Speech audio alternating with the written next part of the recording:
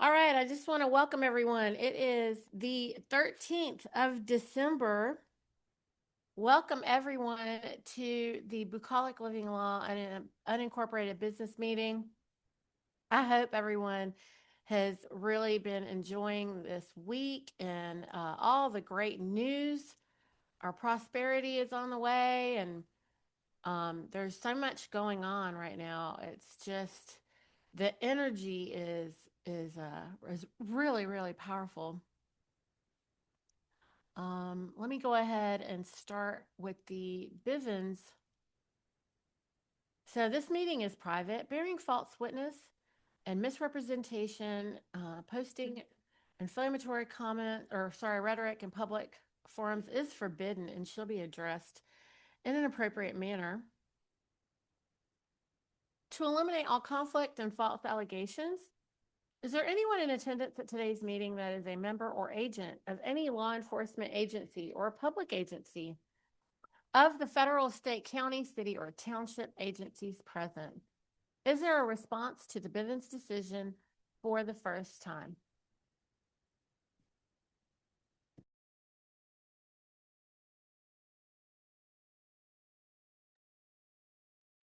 Hearing none, this meeting is private. Bearing false witness, misrepresentation, and posting inflammatory rhetoric in public forums is forbidden and shall be addressed in an appropriate manner. To eliminate all conflict and false allegations, is there anyone in attendance at today's meeting that is a member or agent of any law enforcement agency or public agency of the federal, state, county, city, or township agencies present? You are welcome to be here. Everybody is welcome to be here. All living men are welcome. This meeting is for the living men. So if you're a living man and you're at this meeting, welcome.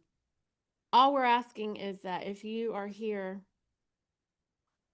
and you actually also happen to work with the federal, state, county, city, or township agencies, please, um, you know, simply just declare that.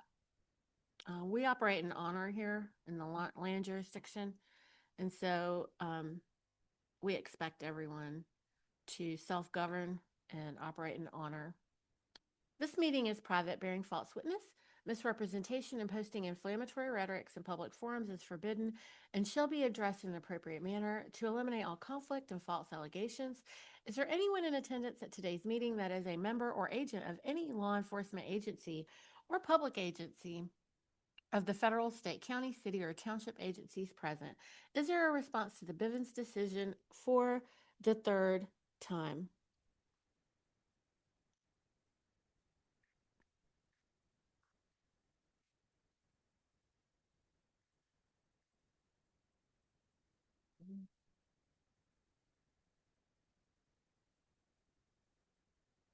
Well, hearing none, anyone who is here under false pretense, anyone who is working for any foreign government, including the territorial United States or the municipal United States, anyone who is being paid or coerced to be here, must fully disclose their presence and purpose now or leave the premises or conference call. If they subsequently show up as federal witnesses, they are discredited for failure to disclose. Are you now or have you ever received money or personal support of any kind from the intelligence community? Upon no response to this notice of the Bivens decision, this meeting shall now proceed. All right. Today, I'm just going to start with a little bit of my reading here. We're going to be talking about morality enforced. Cultures love teaching people that morality is properly enforced. It is the ultimate deceit, a powerful lie. Cultures teach Cultures teach that morality and prudence are one and the same. Culture can easily claim authority over people when they believe that doing something foolish is the same as doing something evil. Morality is freedom. Immorality is the destruction of freedom. Morality is good. Immorality is evil. I mean, another way to say that, just, my own personal thing is truth aligns with morality and lies align with immorality. So it's not objective. I mean, morality is objective, but they want you to think that it's not objective. They want you to believe it is relative because, there's your truth and mine and everyone else's. Anyway, culture would have you believe that morality is a question of personal vice. It pretends that imprudence is the same thing as immorality. When people believe that enforcing prudence is the same as defending liberty, they can be used to support dramatic increases in the power of authority over people. The Inquisitions of medieval times used the ideas of enforcing morality to expand the power of the Roman Church. They created law and enforcement to force church government into people's lives. It was culturally acceptable because they were enforcing morality instead of simply arbitrary control. The American prohibition of alcohol was touted as a way to counter the effects of alcohol's control over people. In order to fight that control, the U.S. government established a massive police force to control the lives of people. Those who would force prudence on people teach that people are not able to learn intelligent behaviors on their own. Culture teaches that people must not be free to make personal mistakes. It teaches that people are not worthy of ruling their own lives. Without freedom, prudence is meaningless. Anyway, I just thought that was a really good one. I love all the little bits and bots of this book, The End of All Evil, because whatever it is that people believe is evil is maybe not evil. And then what actually is evil, they don't want you to recognize as evil. Okay. And I remember, there most of my life as a after I became the age of majority, I've never ever really uh, thought that I really never thought about using the word evil to describe most of the people that I encounter. You know, I mean, look, there's people who are rude and mean and ugly, lots of these things. We encounter them, right? But I never actually felt like, ooh, you're so evil because I just don't allow chaos and confusion into my world, into my space, into my, you know, personal dealings. I just don't entertain it, right? But when we come to these assemblies and we start working on the assemblies, I actually have definitely experienced evil in ways that I cannot even believe because people are so determined to actively, actively uh, impress upon other people that anybody who is contesting what you're interested in talking about um, is on their own agenda. And so, I'm being criticized because I've definitely been contested on everything. And they're contesting me now because I am putting people in categories and I am actually laying out like outlining the landscape and identifying people on the landscape because I just don't know how to operate in my life if I don't know who I'm dealing with. And we all are doing this if we're being very honest, if we're actually being honest. If we're being honest, you immediately, automatically are always discerning. That guy looks scary. That guy looks nice. whatever. You're discerning what's happening because hello, we're alive, okay? And when we walk outside, then we are going to naturally have an instinct to identify what's going on so that we are able to manage ourselves in such a way to protect us from, harm, okay? And and so on the assemblies, why as we're learning together and we're growing together and we're trying to figure something out, cuz look, when mom and dad have a fight, the children basically never know what that actual fight was about, right? They don't really know. And I mean, as a mom, I will tell you, as a mother, my kids, that I don't tell the babies what we're arguing about. It's none of their business, right?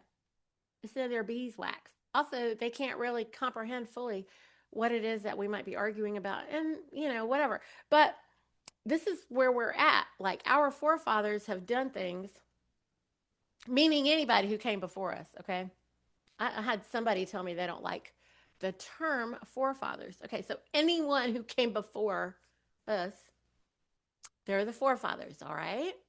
That was men and women. So, um, for all the people who are thinking that we're just specifically only identifying one specific somebody, group, anyone who has come before us, and many have come before us, right? Um, anyone who has come before us, whatever decisions they made, we can't possibly know what happened. Why did it happen? What was the real thing? We can only go by the research of anything that has been recorded, right? We can only go by the testimony that has been recorded. And even with that, I don't know really what's true and what's not true so much. So we have to go by we're owed the law of peace. And for anyone out there who isn't aware of this, there's a law of peace and a law of war. You can war with somebody, but there's a law, there is a procedure, there is a process. You declare a war. If you're operating in honor and your word is bond, you declare war. And you also declare peace. Because the way that the living people work, I'm not talking about the dead corporations, okay? The way the living people work in real moments, we we can have a fight, we can have a disagreement, and then we might go sleep on it and go, ugh, I shouldn't have said that. I didn't really mean that. Okay, all right, I'm done being mad at you now. Let's be friends, right? Or, you know, we could say, I'm never going to be friends with you. We just don't agree on things. I like it salty, you like it sweet. It's okay. You're not wrong. I just don't like it. Bye. So you can just go do your sweet thing and I'm going to do my salty thing and we just keep moving, right? And it's okay because I don't need everyone to like what I like or do the things that I do. It's okay. And I don't need them to be in my realm like immediately. Like they can just keep going doing whatever they're doing. And most of us are fine with that. Most people who are alive, they're fine with that. Robert being a smart aleck over here. I like sweet and salty. Yeah, I do too. I kind of like the chocolate with the salt on it. Okay. But anyway, I think you get the point. I mean, really, the bigger point is that anyone who's actually alive, anyone who's actually just living, has really no problem with living and let living, you know? And the American tradition is, you know, all for one and one for all. The Three Musketeers was noticing everyone. We're all for one and one for all. That does not mean I have to eat what you eat and like it or whatever. I don't need to hang around with you all day for it to make a difference, right? It just means that I am going to do my craziness over here and you can do your craziness over there. And we're fine because there is enough room here for everyone. Okay? And so uh, that's what was on my heart today that I just wanted to pour over everyone. And we'll just start right there. The floor is going to be open. Anyone who has come here with their ideas or questions specifically about whatever it is, you can ask whatever question you want. It's obvious like we're in the holiday days, and so people are here, and I know a lot of people in North Carolina are currently getting ready to do a live meet and greet. So there are a bunch of them over there. And so people are busy doing their social stuff. And so you guys have like more time and more space here to ask and get, really, we can get in the details of things if you have specific questions. So just the procedure is raise your hand, don't be shy, don't worry about changing the subject. We do try to close one topic and then move to something else. And just say I yield when you finish speaking, and we'll just go from there. Dorothea, you're up. Hi, beautiful souls. I'm happy you're all here. It's Saturday, and for me, it's always a fun time to connect with all of you. So I enjoy these catch-ups and seeing everyone. And I had a real amazing week this week. I've learned so much this week with our African people. Oh my word, we are busy putting our stuff together so powerfully. It's kind of exciting when you go into things and you start learning about the history of things together and you start getting educated and informed and getting connected with the fullness of what our continent actually offers. And the fact that we are at the point where we don't go look outside anymore. Don't take me wrong. I know all of you are beautiful all over the waters. You're all gorgeous, but we're at a point where we're looking within our continent for the people that we can work with, and that has a lot of skill, a lot of education that they can offer. And you would not believe it how many people are popping up. It's like, oh my word, here are more, and people willing to start to actually take hands in a way. I would not say everybody, because there's still that thing of ego that comes up a lot, and also a thing of I think I see it as control. Um, but for me, with our groups, transparency is supposed to be a big deal, especially when you want to start and work together or have some kind of working agreements. And then you get people like being so secretive and like, oh, no, you can't do it like this. Or you can only have two people coming to this meeting. It's like, how do you only bring two people of Africa Assembly to a meetup? I mean, we are Africa. We have 54 states. How do you bring two people of your assembly?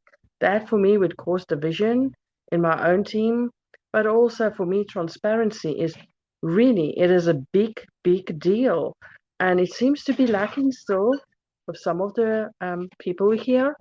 But like you said, no. Some like saucy, some like salt, some like it sweet. Just have it your way. I mean, um, go for it. Do your thing there with your little groupie. We as the Africa States Assembly, we do it our way. Sweet, saucy, bitter, doesn't matter. We're just doing it. And in the end of it, the right people will come in. If you're sweet, saucy, spicy, salty, doesn't matter in the end. But the right people will find us, and we'll walk, when we walk with them, we'll work with them. But those that just want to stay with sweet or just want to be saucy, enjoy it. Have your fun. Do your thing. If you don't want to mix with us, pay for away. I believe in transparency. That is something I'm not gonna, that's part of who we are, part of who I am, part of what our assembly stands for is being transparent. That builds trust and it also builds a foundation of teamwork it builds loyalty, it builds mutual respect. And for me, you have to be transparent to have that in an assembly. It needs to be there. There needs to be communication. And if that is lacking, have your sweet and spicy at all your other parts of. But we are right building our assembly the way we are at this point. And I love the fact that we are doing the work. We are working very hard at this point. The fact that we are there where we're starting to call up, having our vetting process now, starting to bring in the committees. That's where we're at. This is amazing. Can't believe they have grown so quickly in a way where we have so many of us gathering, wanting to come in, wanting to be part of. Starting the vetting is powerful. Having our name patterns of Africa together. Niti, that's something we need to really talk when you do have time. We have the names, we have our continent, we are ready to bring it onto Bucolic Living Law, onto your land recording office, so that the Africans can feel, oh, we can record there as well. I just want to see that everything that they wanted is part of this journey for them, because Africa needs to be that before it got colonized. And you know what's the beauty? What we did find out? This is so powerful. Ethiopia was the only continent on Africa, so let's call it state. It never got colonized. Never. That's the only part on Africa soil it never got colonized. So for me, that was so powerful when we found that out. I was like, this is beautiful. So it's kind of exciting. But yeah, that's us. Like we said, if you like it sweet, saucy, bitter, doesn't matter. At the end, everybody should have it their way. Let them do it how the way they want to, but transparency for us. There's no negotiation around that. If you come in, you need to be transparent. You need to allow communication to be open. We don't agree with gossip. We will shut you up, tell you, listen, we don't talk about them. If you want to do that, go another way. We are here to work together to get our people sorted, to help everybody on Africa. Yeah, that is what we do. So transparency is key. Transparency, I say transparency and communication. Then you have a team that can move with you because the rest will build on that because they feel they can trust you and they feel they can work with you. I yield on that. Thank you. I think that people take transparency though and twist it. So they'll take transparency and like use it against you. So one of the ways in which they do something like that is, you know, when you're in a leadership situation, which we all some I mean, if we're going to be organized, then there has to be leadership. That doesn't mean that somebody's the boss of somebody else. Like, let's not be twisted about it. Okay. It's just that if you're going to actually coordinate a situation or a success, then you have to have someone who is like your point person. And so it's not about, um, they try to say, well, it's not transparent if there's a closed leadership meeting before there's the public meeting. When everyone knows there's a closed leadership meeting, guess what? It's not a private meeting. Duh. Okay, we're telling you that we're going to meet with leadership so that we can have a discussion about something. And we want to get it organized because guess what? The day to day folks don't really want to know all the minutia. Okay. And they don't want to hear all that stuff. And also, living men and women, when we talk to each other, it can turn into a boxing match. That doesn't mean that because like right now you have an entire planet where people have been abused so much that they think that if me and you don't agree and we try to work ourselves out right here right now until we get to a point of agreement, they think that's a fight. It is, oh my god, like, oh, these people, they're so angry all the time. And I'll tell you what, When you're working with a group of people the way that we are, we're all perfect strangers to each other, number one. We all have different styles of doing things, and we've been called in to stand up for the truth. Okay. And when we just all of a sudden come in and we're standing up for truth and we're creating a structure where there is no structure, where there is nothing that was there before, and we're bringing it all together, guess what? There's going to be people who are having to get to know each other, and it looks like maybe a battle or turbulence or whatever, stress, drama, you know, it's just a process of how people have to get to know each other and reconcile things. And, our, I mean, our actual American forefathers, when they were writing the Declaration of Independence, when they were writing the Declaration, they were boxing each other and fighting, like knocking each other out. Like they have an argument about something, and guys just wrestle. So they would just wrestle or box it out or whatever, or be mad or stomp away. But they were stuck in session until they figured it out. And that was for, weeks. And they weren't able to go home until they were able to get it all done. So, what we're doing on the assembly isn't very different from trying to get back, to the same place. We all have to get all ourselves on the same mindset, right? And so that is an effort. And then we're doing it with literal paid opposition inside. Hello? Hello. Like the masters aren't letting us just walk away. Okay. So there is paid opposition of people who literally think, Anna's a whack job and all of us are crazy people, for following her. But I mean, then there's law. So it's also great. All these opposers are wonderful. They make us more formidable. It's great. I embrace it. Come for me, you know? Anyway, they have been coming for me. I'm not really trying to call them, but I yield to you, Robert. I just want everyone to just think about, she kept saying transparency, transparency. And for me, I'm just like, please, can we just be honest? Okay? Just be honest. Like, what in the world? And it's not so much about the transparency part as much as it is about being honest. And most people just can't even be honest with their own selves. Like, be honest with yourself. I yield. Go ahead, Robert. Oh, very true. Just to kind of you mentioned something that I trust that I'll share with you guys that will resonate with everybody, especially when it comes to leadership. Um, listening to our friend from Africa there, communication obviously is important. You don't have a relationship without communication, period, right?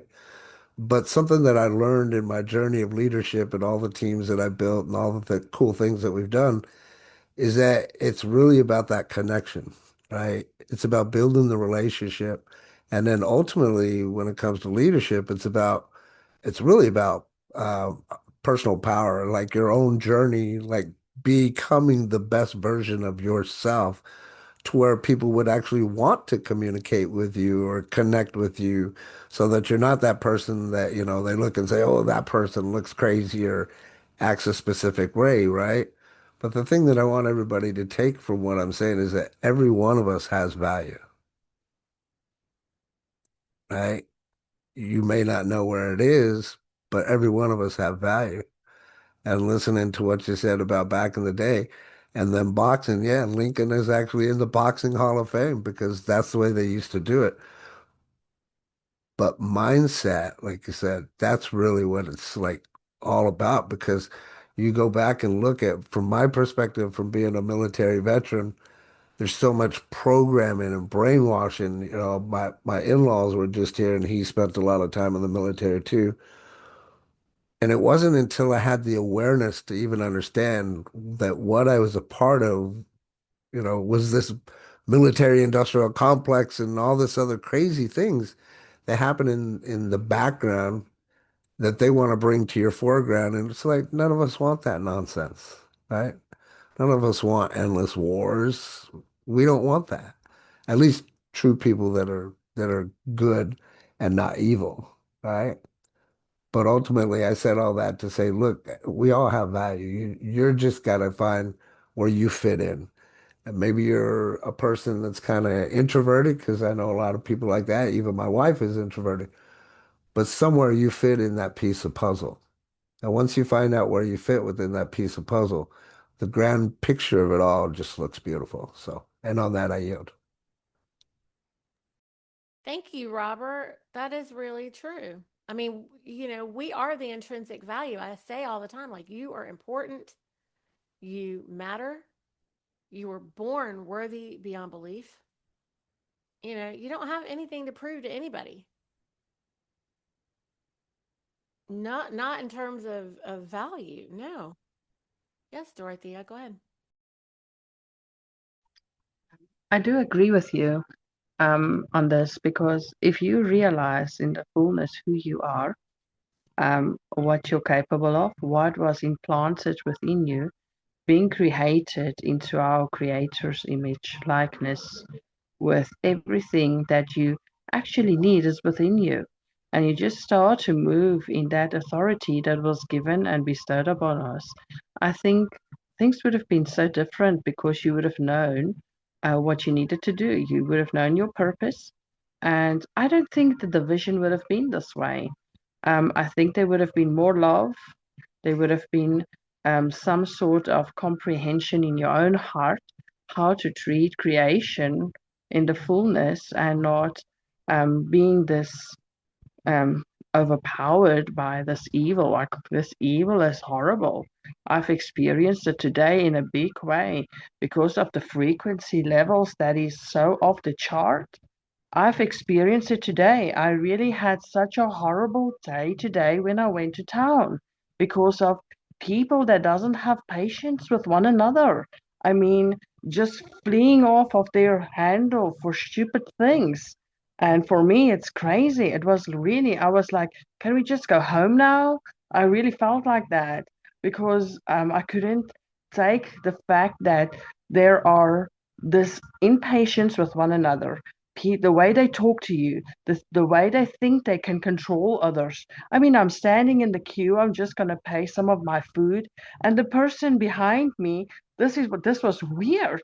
The person behind me totally was so impatient, he started to unpack my trolley to move faster. I was like, what? Listen here, I can do this myself.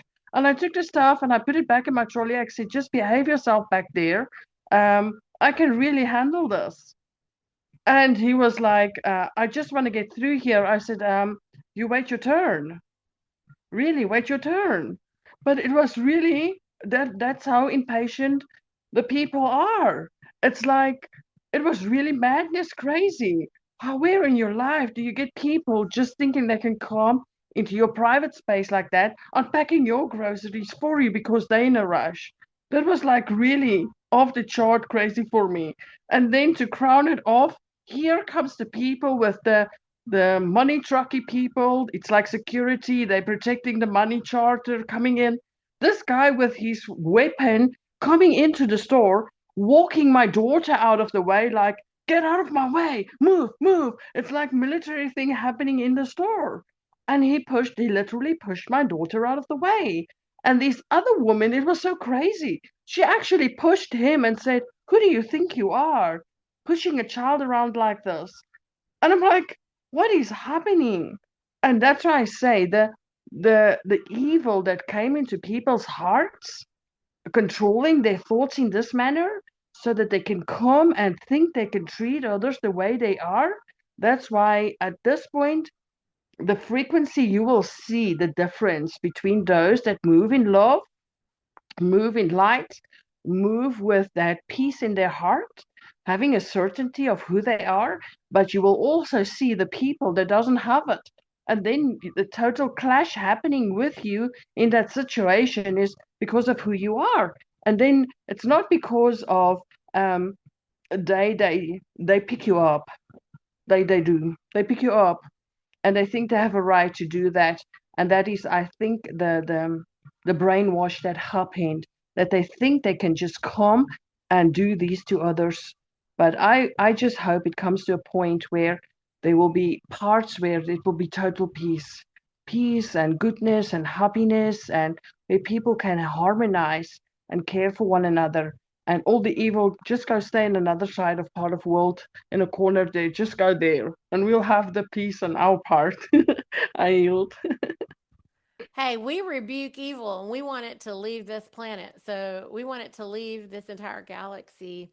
A lot of that evil behavior is because of the false beliefs of time and the restrictions and the way they keep a boot on our neck with time and money. And so it is the worship of the money and of the time, you know. And there's just nothing serious going on, friends. There's just nothing serious going on. And once you realize that there isn't anything really serious going on, and that you have, you know, to take a moment, take a breath, take a beat, there's nothing serious going on. And the fact that they feel like they have to rush everything is one of the biggest problems. It's the reason they can't receive the healing. Everybody wants this, you know, med bed healing. Well, you don't even need a med bed. Your body can regenerate itself. But let's just say you go and get a med bed, okay? You can't receive the healing if you don't allow it. And that requires you to relax. And most people can't do that because they're just got to have it now. Got to have it right now. You know, they're just going crazy. Kathleen, I yield to you.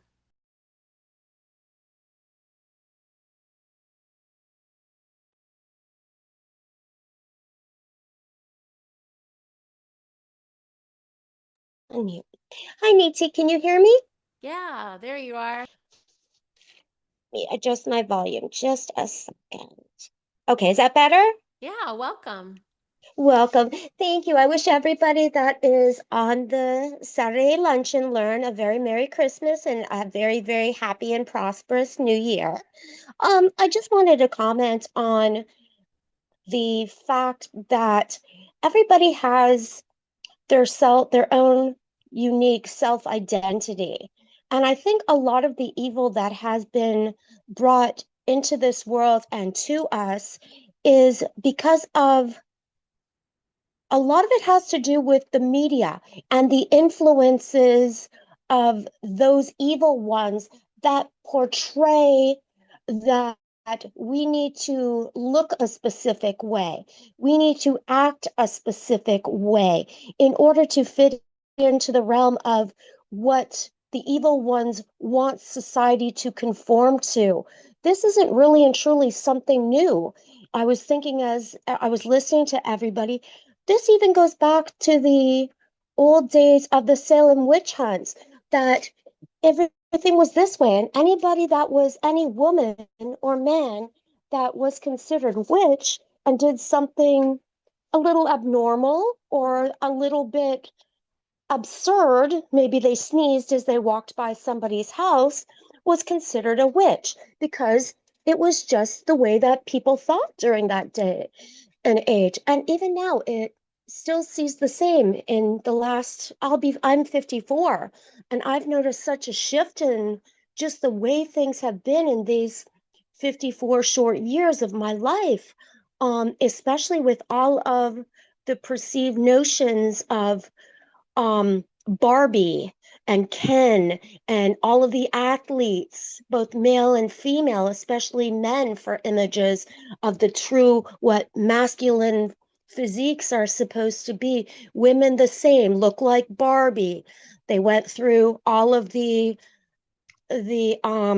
facial. That's why the cosmetology industry is a trillion dollar a year business. It seems like the evil ones don't want us to be unique. They don't want us to be an individual and we all know they don't want us to think for ourselves and to self-govern. We have to be just little ants just following the leader, keep going, as Anna had said, being dumb bunny, and just keep going on and on and on, where that uniqueness, unless you are of what the medium or the evil ones want people to look up to, when in fact those idols are nothing but evil.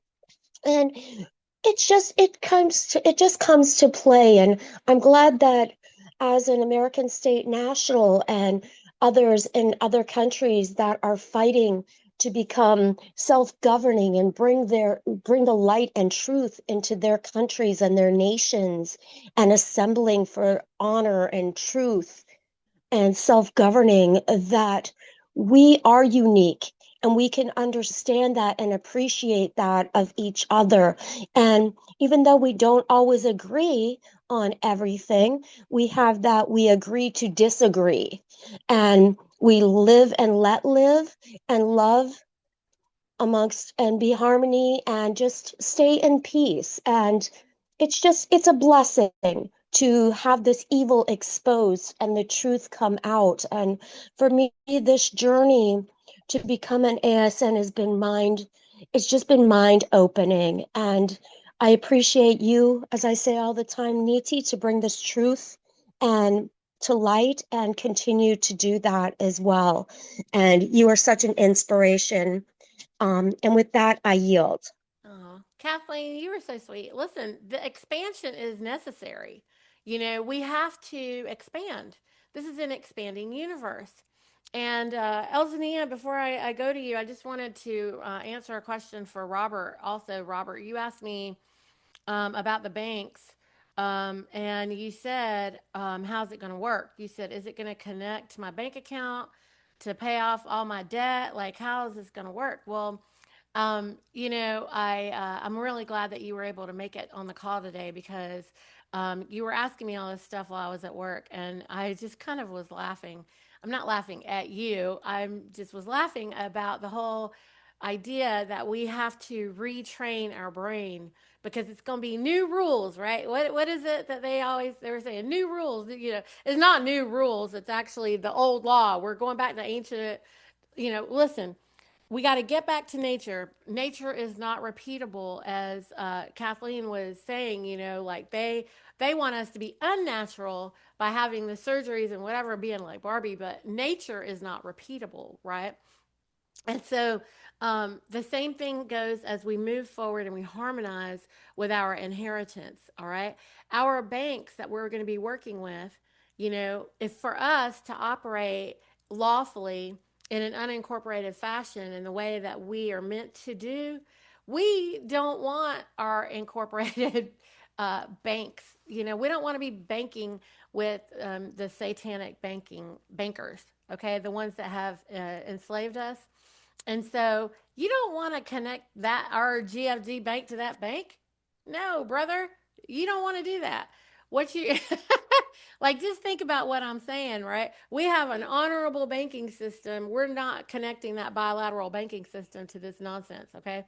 So the way it works is very advanced. It is the reason why you have observed over the last couple of years all our old banking systems. The Rothschilds are having to level up because they're at a Basel 2 and they got to get up to a Basel 4 to be compliant with our bilateral banking system, which is very advanced. So, what we're going to be operating with is a QR code. And so, a lot of people are like, well, what does that mean? What is that going to look like? Like, if you already are doing any type of business, even if you're just going to Walmart, there is a reader for a QR code because a lot of people have, like, they pay right now. They use something like called I don't know, Cash App. I don't know all the different things, y'all, because I don't really use my phone like that, and I don't trust it to be like a wallet for me or something. But what's going to happen is that there's a QR code that's going to be attached to your account. So you're going to be able to put a certain, let's just say that today's budget, you're going out, you're doing something, and you are going to give yourself a budget of $10,000. Okay. I know you're not even thinking that you could do that, but yes, you can give $10,000 onto a QR code and you can create a QR code that is only going to be good for $10,000. Okay. And then now you can take that QR code, you can print it on a piece of paper. I know the young people here are probably like, print out? What are you talking about? Who has a printer? I know the kids don't really think about that. But us old people, we have printers. We use printers. Okay. I know. I was talking to some kids in the assembly. I mean, we have some really bright young people And they are like, Neeti, who has a printer at their house? And I'm like, all of us, old people, Everybody. all us old people, we got printers at our house, okay? And so it was kind of a little joke, but um, we can print out this QR code.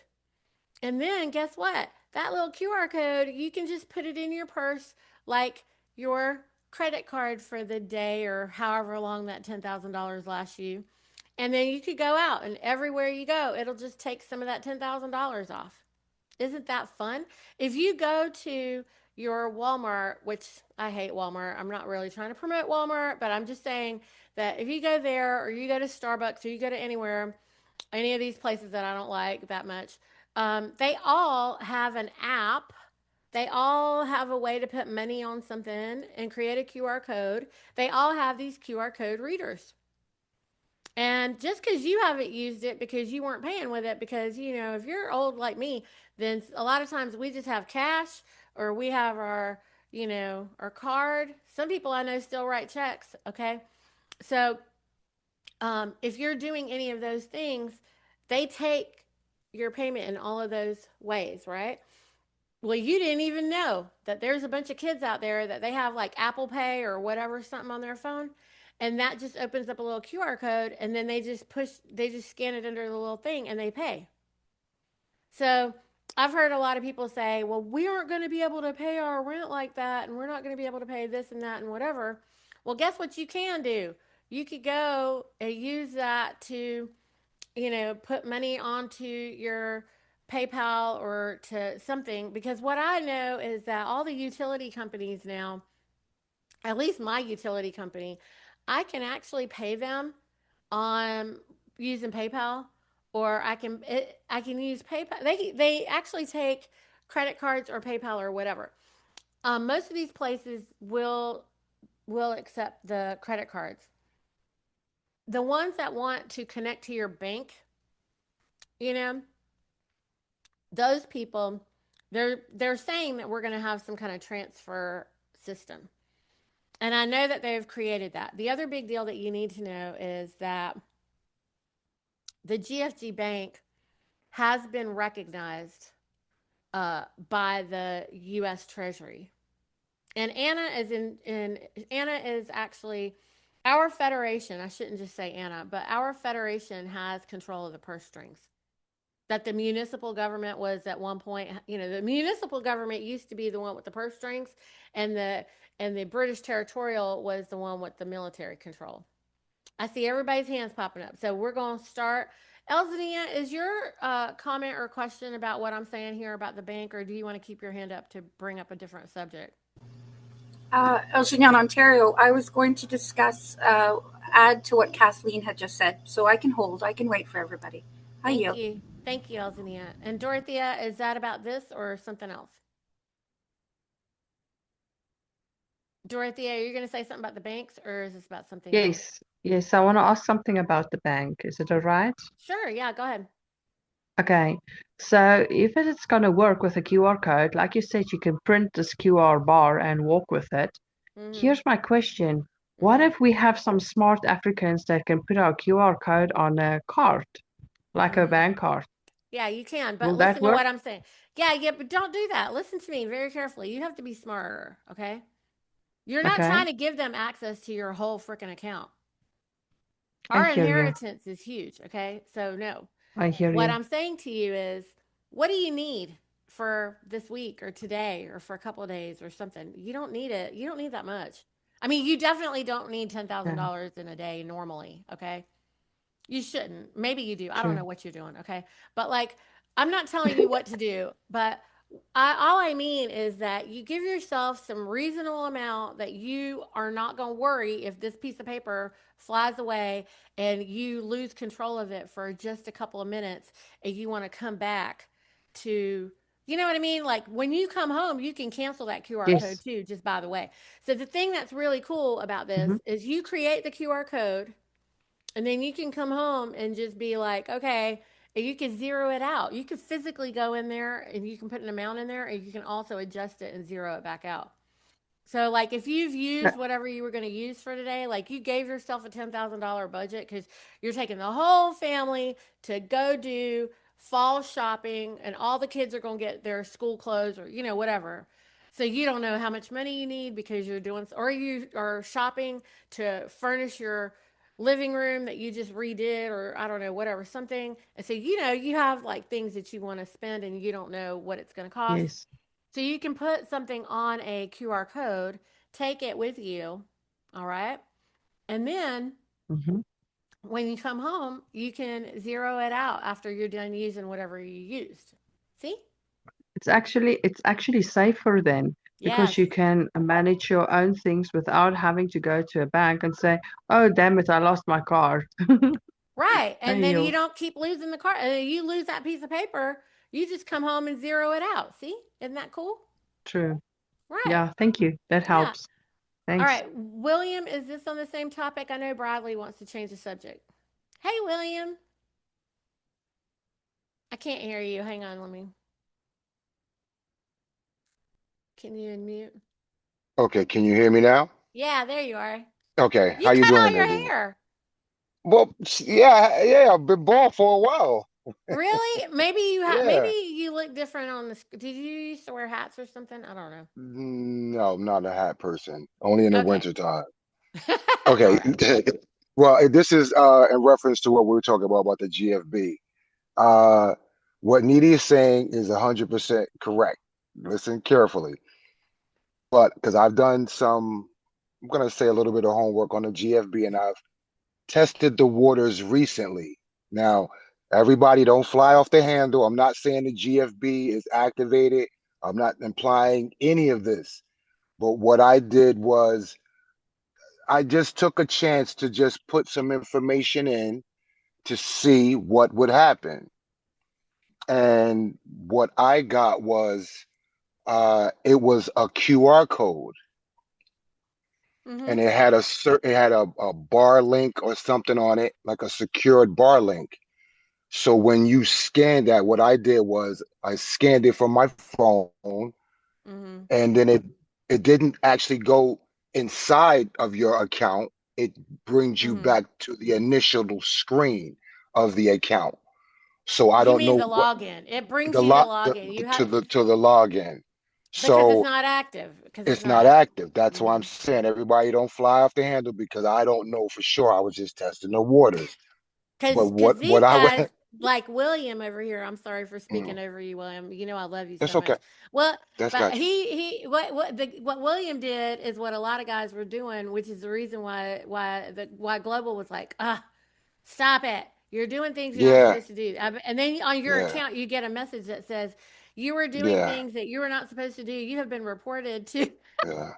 And Yeah, I've then heard uh, that about a lot. Yeah. yeah, and then they Yeah, I'm just sorry. all of a sudden your toolbox disappeared because you were just playing games while they were building the system. Yeah, So yeah, yeah. listen, what I heard a lot of people doing that, and yeah, I said, you know what, I'm not gonna do that. I'm just gonna just leave it alone. I didn't even check, me and my friend, we checked our accounts occasionally, and yes. Kathleen, we checked our accounts occasionally, and we Calling her converse out. back and forth, Yeah, no doubt. We're checking them occasionally. Yeah. So some say just be patient. Just be patient. Just do what you got to do. So just the other day, I said for my first go around, I'm gonna experiment. So I experimented, and that's what I got. But I'm thinking and assuming that just in case, for safety reasons, if that is the way that it's going to be done, I would not suggest to, because you never know, they might change the QR code, because up there you can delete it. You can change that code. You can delete it and maybe go Okay. back and do it over. So I'm still Uh-huh. trying to understand that part Okay, let me to it. just put your mind at ease a little bit. Number one, Okay. all of these are encrypted blockchain, and Gotcha. all this stuff is very secure. But yeah, you can give somebody Yeah. access to your account if Yeah. you put $10,000 on a QR code and then you drop it on the ground Yeah. and then they pick it up and they know what it is because you put on there my money or my $10,000 or Yeah. whatever. I mean, Yeah. like, don't do Yeah. that. Let's be smart. If you just Yeah. have a QR code on a random piece of paper and somebody scans it, then they're going to get for somebody who's not supposed to know what it is. It's going to take them to your login. Yeah. Okay. And just so you know, if someone just rando does that and it's not a payment system, it's going to take them to the login. So all they're going to know is that, oh, what is this login? And then they're going to go, oh, this doesn't let me do anything. And that'll be the Yeah. end of that. Okay. Okay. So that's what you need to know. And, Yeah. and so they shouldn't really be able to, I mean, but if a vendor, like let's say you used it at Walmart and you dropped it on the floor at Walmart and someone used it and they thought, ooh, let me try to scan and pay for my stuff with this. Mm. Then it might pay for their stuff. Okay. But 99% of the people out there aren't picking a rando piece of paper up with a QR code and thinking Yeah. they can do Yeah. that. Okay. Yeah. Yeah. So maybe it will become something in the future where they're going to go, oh, did you know that these people have this? And they probably, if you find a piece of one of them QR codes, you might want to try to pay for stuff, you know? Yeah. Yeah. So that Got could you. be a Okay. thing that happens in the Yeah. future. Yeah. But that's the mind state frame where I'm going around about it right about now. So, like I said, everybody, please don't start running to the GFB. And because, like I said, I was just testing the waters for the first time, and this is what I saw.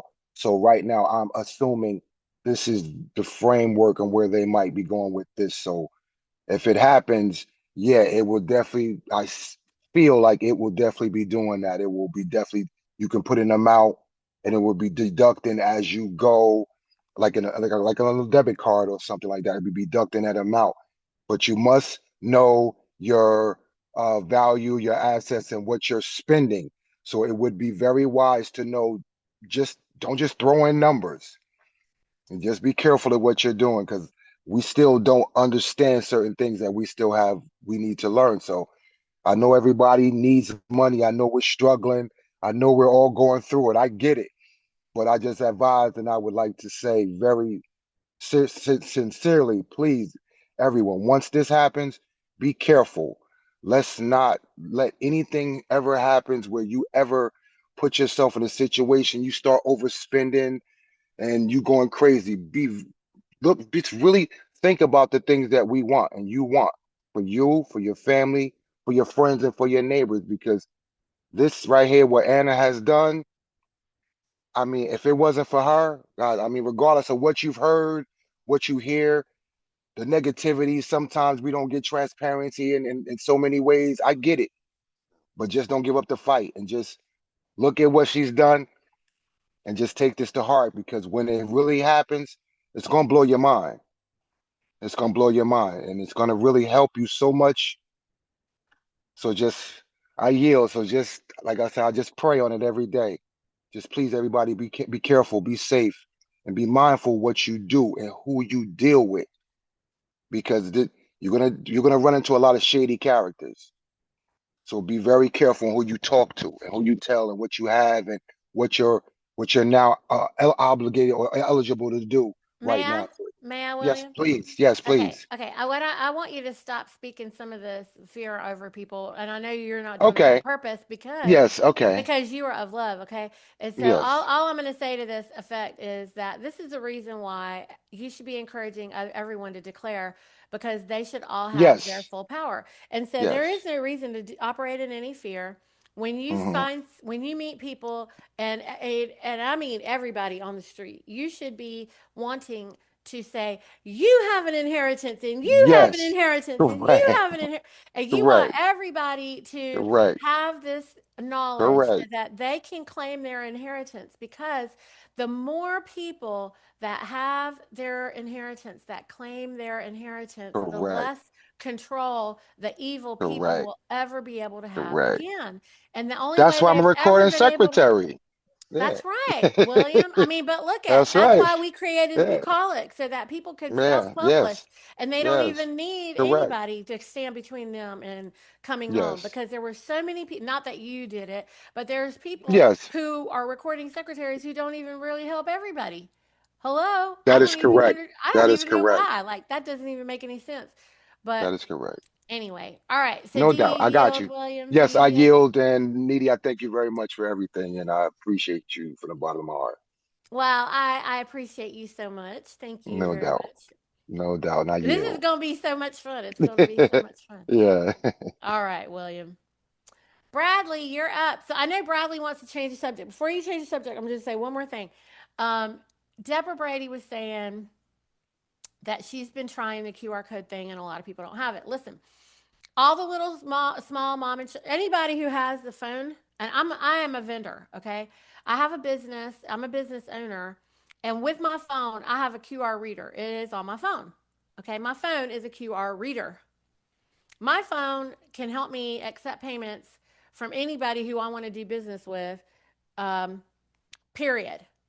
And every business owner knows how to use their phone to uh, collect payment if that's what they want to do. And if they don't know it, they're too old and don't really comprehend how things work. But like if I don't do anything else, I can open up my Cash App and scan your QR code and get payment. Okay. So, and I'm just keep saying Cash App because I don't know all the different, there's 50 million like different applications out there. But most of them, like PayPal and whatever, they all accept QR code payments.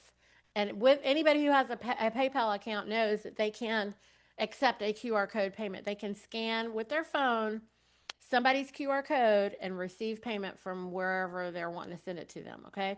I mean, they think they can't do it. Well, I don't think that PayPal works to receive a Cash App payment, for example, or Venmo or something else.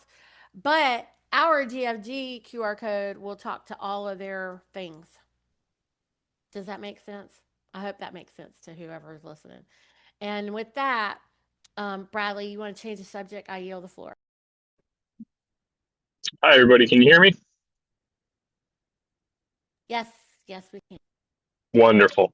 I'm pretty new to Anna's work and her line of thinking, and there's plenty of other law gurus, for lack of a better word, that have their piece to say in things. And I've got questions about the Declaration. I've done previously state national, like the passport stuff, where you get 5-star passport, and I don't know if you're familiar with that process. And I'm trying to figure out what the difference is between that stuff that like Equity. other people teach on becoming a state national versus what you guys are doing.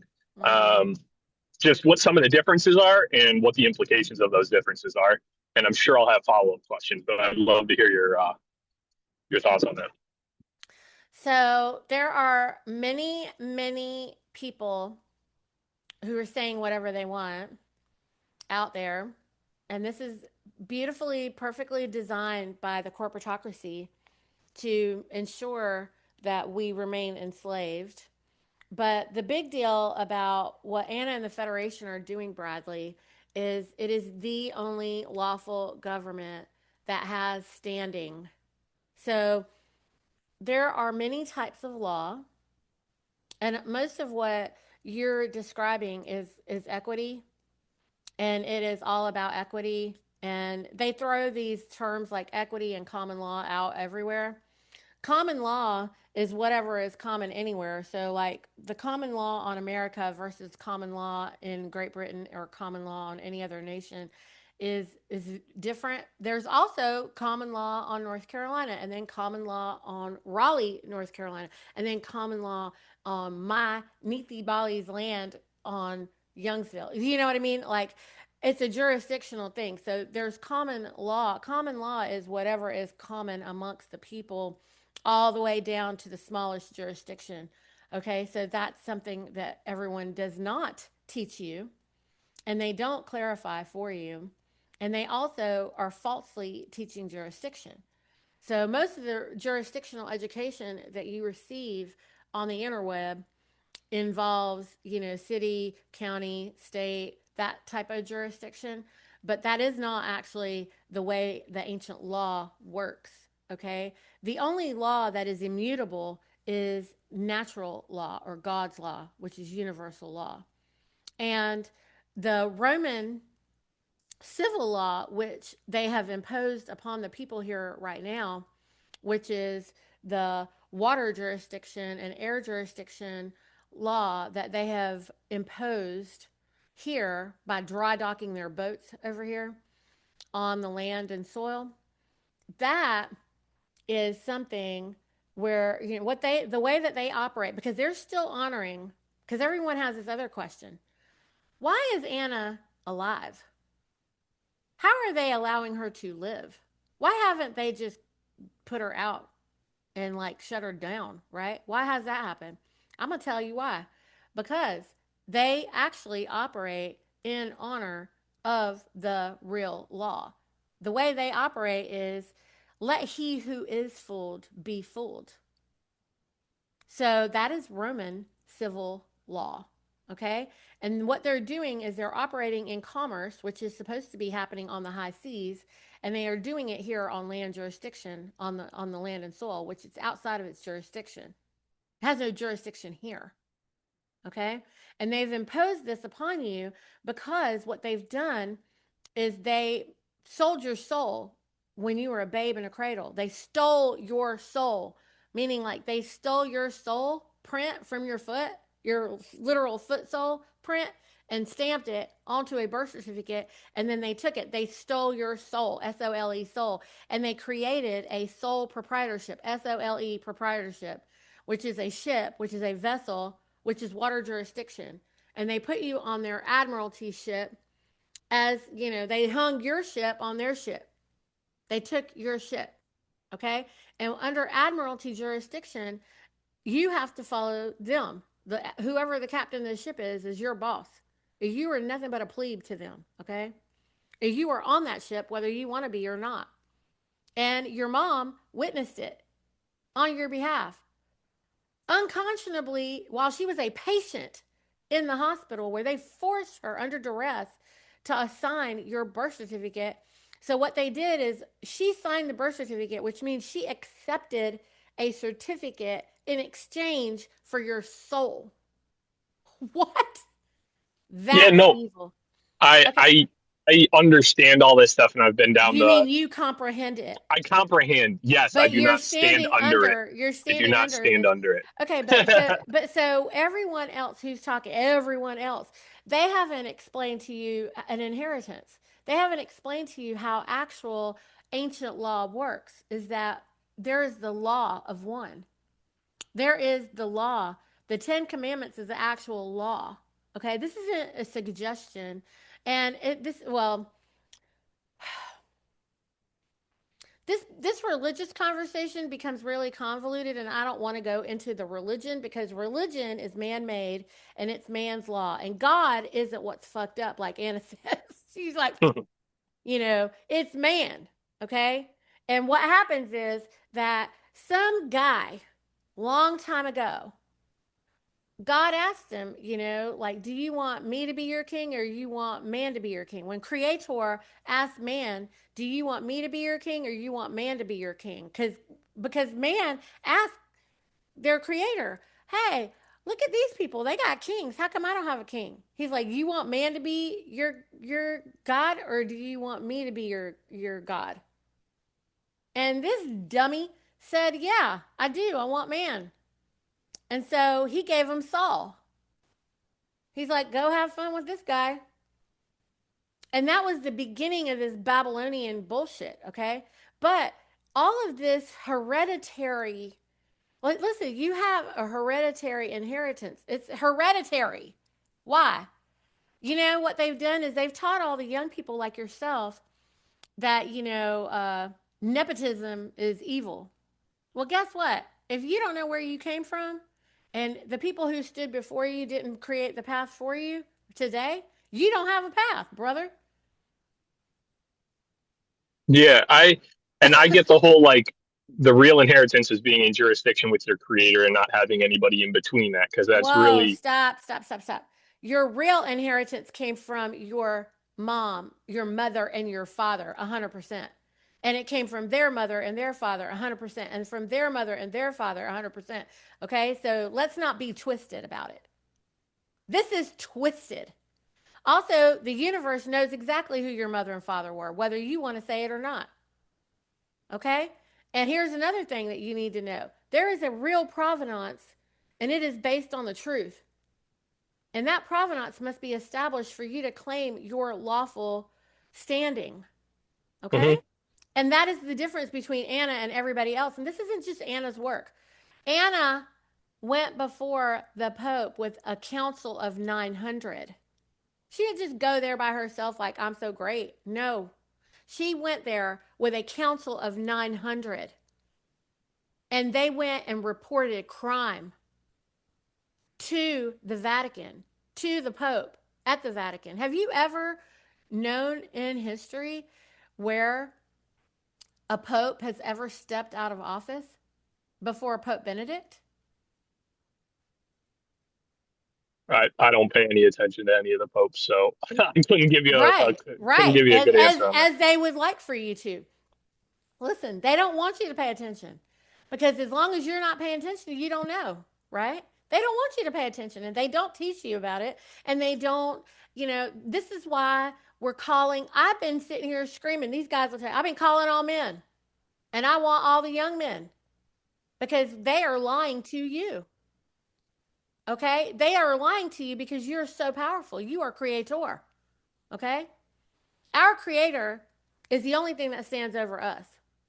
There is no other man that's going to stand over a man. I'm with you. Yeah, yeah. Yeah, 100%. there is no creation that will stand over another creation. All right? And no creation of ours will ever stand over us. We don't have to fear Hmm. AI. That's nonsense. We are the creator of that. Okay? And they want you to believe that a creation can stand over its creator. No, it cannot. And it will not. And it cannot. So this is what the young people need to fully comprehend. Is the only thing that can stand over you is your creator. If your creator has said there is nothing to fear but fear itself. Okay? And so what the difference is that Anna went with 900 people and then they reported the crimes against humanity. You need to read the first 50 articles that she has on her website and really probably the first 100. But when I tell you to go read her first 100 articles, they're not like onesie twosie pages. Okay. Most of these articles are 40 to 70 pages long. Okay. And what they are lawful um, informational. What is information? Information is reporting of crime. These are crimes that have been reported on the record and they're published publicly. Okay? And they took these crimes against humanity to the Pope. Why? Do you want to know why? Go for it. Yeah, what's so great about the Pope? I don't care about the Pope. I live over here. I don't even care about. I'm not even Catholic, right? That's what No, you think. I get the historicity of what the Pope and what the Vatican and all that stuff Do has you? done. I mean, maybe not on the detailed side that you're at, but No, I just want to ask you a simple question. The go for it. Pope, the Pope runs the air jurisdiction. Are you familiar with the air jurisdiction and what that means?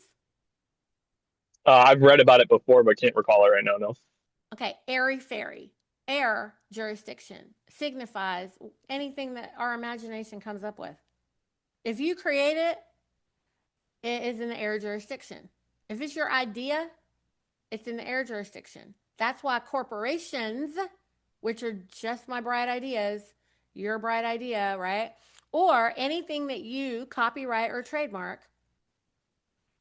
it is all owned by the Pope when you copyright it or trademark it. Or if you create a trust that they teach all the kids to do in equity, this is all That was gonna be my next question, but I see how you're tying it in right now. right. It is a corporation. Trusts are incorporated. We don't, So living people don't require, we don't operate in trust because that's bullshit. I don't trust anybody else. Okay. So, and I'm not going to trust them with mhm. my stuff. Okay. Now, does the bank operate in trust? Are there governments that operate in operating trust? Yes. Why? Because that is on behalf of all the living people or multiple people. It's not like Bradley's stuff, okay? Like your Schulman estate is your living man's estate. Nobody needs to be trusted with that. Only the Schulmans, okay?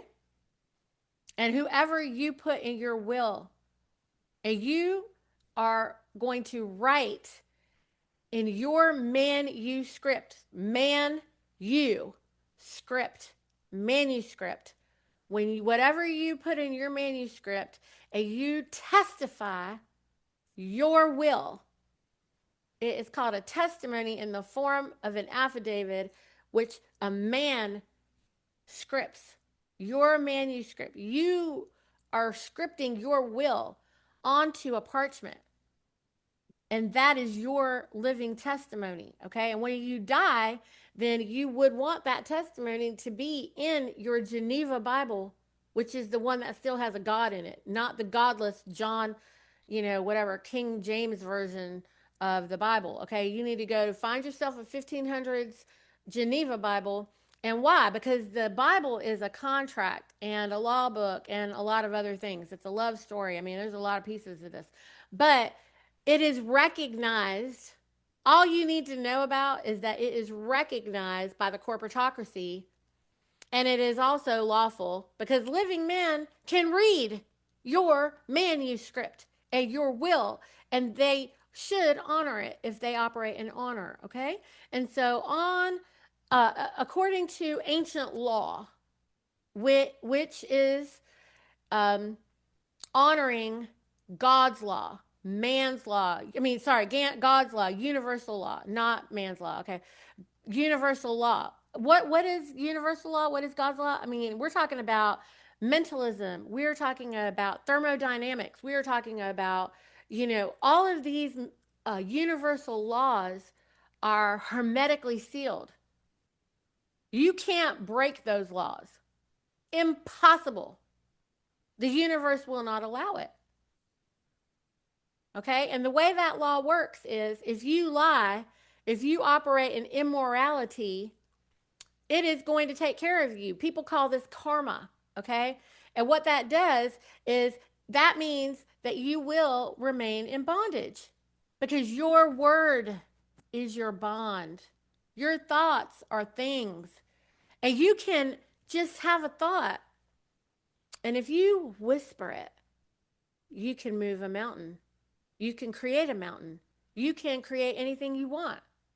Whatever you speak matters because what you're creating, you are manifesting with your words. Your thought was a message from some people call this the white light, the Christ, Christ white light, the Christ consciousness, or whatever, your higher self, your creator, God speaking to you, okay? It is you in your remembering who you are and where you came from and why you came here into this see it, feel it, touch it experience, okay? This is not to be debated. And they want you to Get that. think. The question is, how do you interact with the current world we live in without, I don't want to be fighting every single day of my life for something that I already know to be true, but it seems like with where people are in the government and all that stuff and what is being implemented, right? If you try and, for lack of a better word, stand on your square on this stuff and let them be known, you're just going to be met at every single corner, left and right, with having to fight and fight and fight. And I'm not. You have to exercise your knowing. So first of all, it's been 150 years since anybody on this land and soil was walking in their common law. 150 years. So yeah, those dummies out there, the policy officers, don't know it. And if you don't exercise it, then you are just as good as nobody because you're not doing it. And guess what? Yes, you do have to exercise it. And yeah, you do have to that's why Anna said, if you don't have any courage, she don't even want to know you. Do you know how much courage it took for her to have to go? First of all, there was 900 of them, and they all went there. And the Pope said, well, this is a really big mess. This is a lot to have to clean up. We're going to need volunteers. And then he explained how it must be unbound, because as it is bound, it must be unbound. They got a whole lesson on that. And then he says, I'm going to need volunteers. She wasn't the only one who volunteered. There were many people. But she and her husband had the most provenance, and the Pope pointed it out. And also, where was everybody else? Where was the other guys? There's plenty of people who have hereditary lineage, but no one in that group of 900 except them had the most powerful provenance. And also, for everybody who's a smart aleck out there who says, well, I'm also a son or a daughter of the revolution. Well, where in the hell are you at? And why haven't you gone and been educated? And why haven't you cared? And why didn't you sacrifice your whole life? You think Anna just felt like giving up everything and sacrificing her whole life? No, it's about God and then country and then your family. But what did these people do? They put family ahead of everything. Family first. This is what they've been teaching you. And then they're also teaching all you young people that you shouldn't have a family. What in the world? You see how this is how they want to make you into a Borg? They have noticed you about that too. You've seen that on television and movies, right? Everything they put in the movies is them noticing you about what they want for you. We're fighting for you, Bradley. We're fighting for all of our progeny, all of our sons and daughters. You guys need to know the truth so that you can stop being manipulated and coerced and sterilized. That's what they're doing to you. This isn't about the money. It is about them holding you in bondage. You got all these Brandon Joe Williams and all these other paid opposers. These people are full of shit. They want you to stay dumb and stupid, and they get paid to make sure you do. Those people are vulgar, and you should know exactly what they're about. Nothing.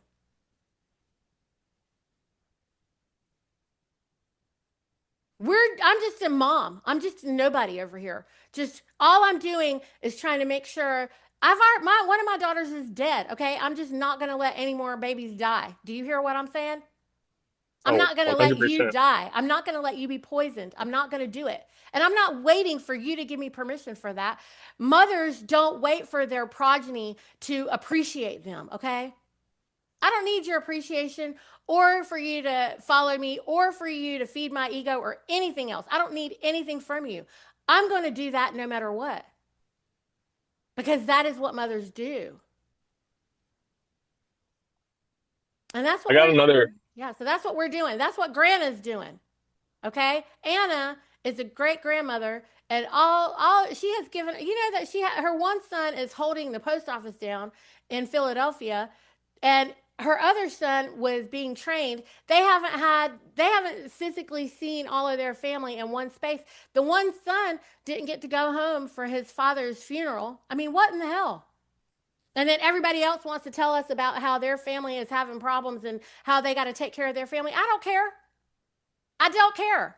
I don't put my family before this. I don't have anything for my family if I don't do this first. Do you have any contact? Is there an Illinois assembly going on, or any contacts within that Yeah, could be shared one way or another? absolutely. What's his name? Something Sharp. I don't remember these people's names off the top of my head. I think it's Lucas. But every assembly, you need to know. You think that it's going to be great walking into an assembly? Every assembly has been captured by the CIA. Because what Anna is doing is so badass, so bold, so powerful, Bradley. Okay? She is building a bilateral banking system in your face. She is telling everyone you are a lying MFer and we are done with evil. And you can just leave this universe. And she has like dug her heels in. I think his phone must have rung or something because we lost Bradley there for a second. We'll just wait to see if he comes back. But anyway, I'm not trying to be like just preaching, but we do need to take care of our young people. And so in the meantime, let's see Dizzy come back. And Joanne, I will yield the floor to you. You got your hand up. I'm going to say, preach it there, sister. Should I yield to Elgenia? I know that she had her hand up earlier. Oh, Elgenia. Elgin, Ontario. I was just going to add to what Kathleen had said about where the world is going, and it's forcing us to be something we're not. And I'm actually kind of blessed to be surrounded by autistic children, especially the nonverbal, which is my son. He is of the light. He knows who he is.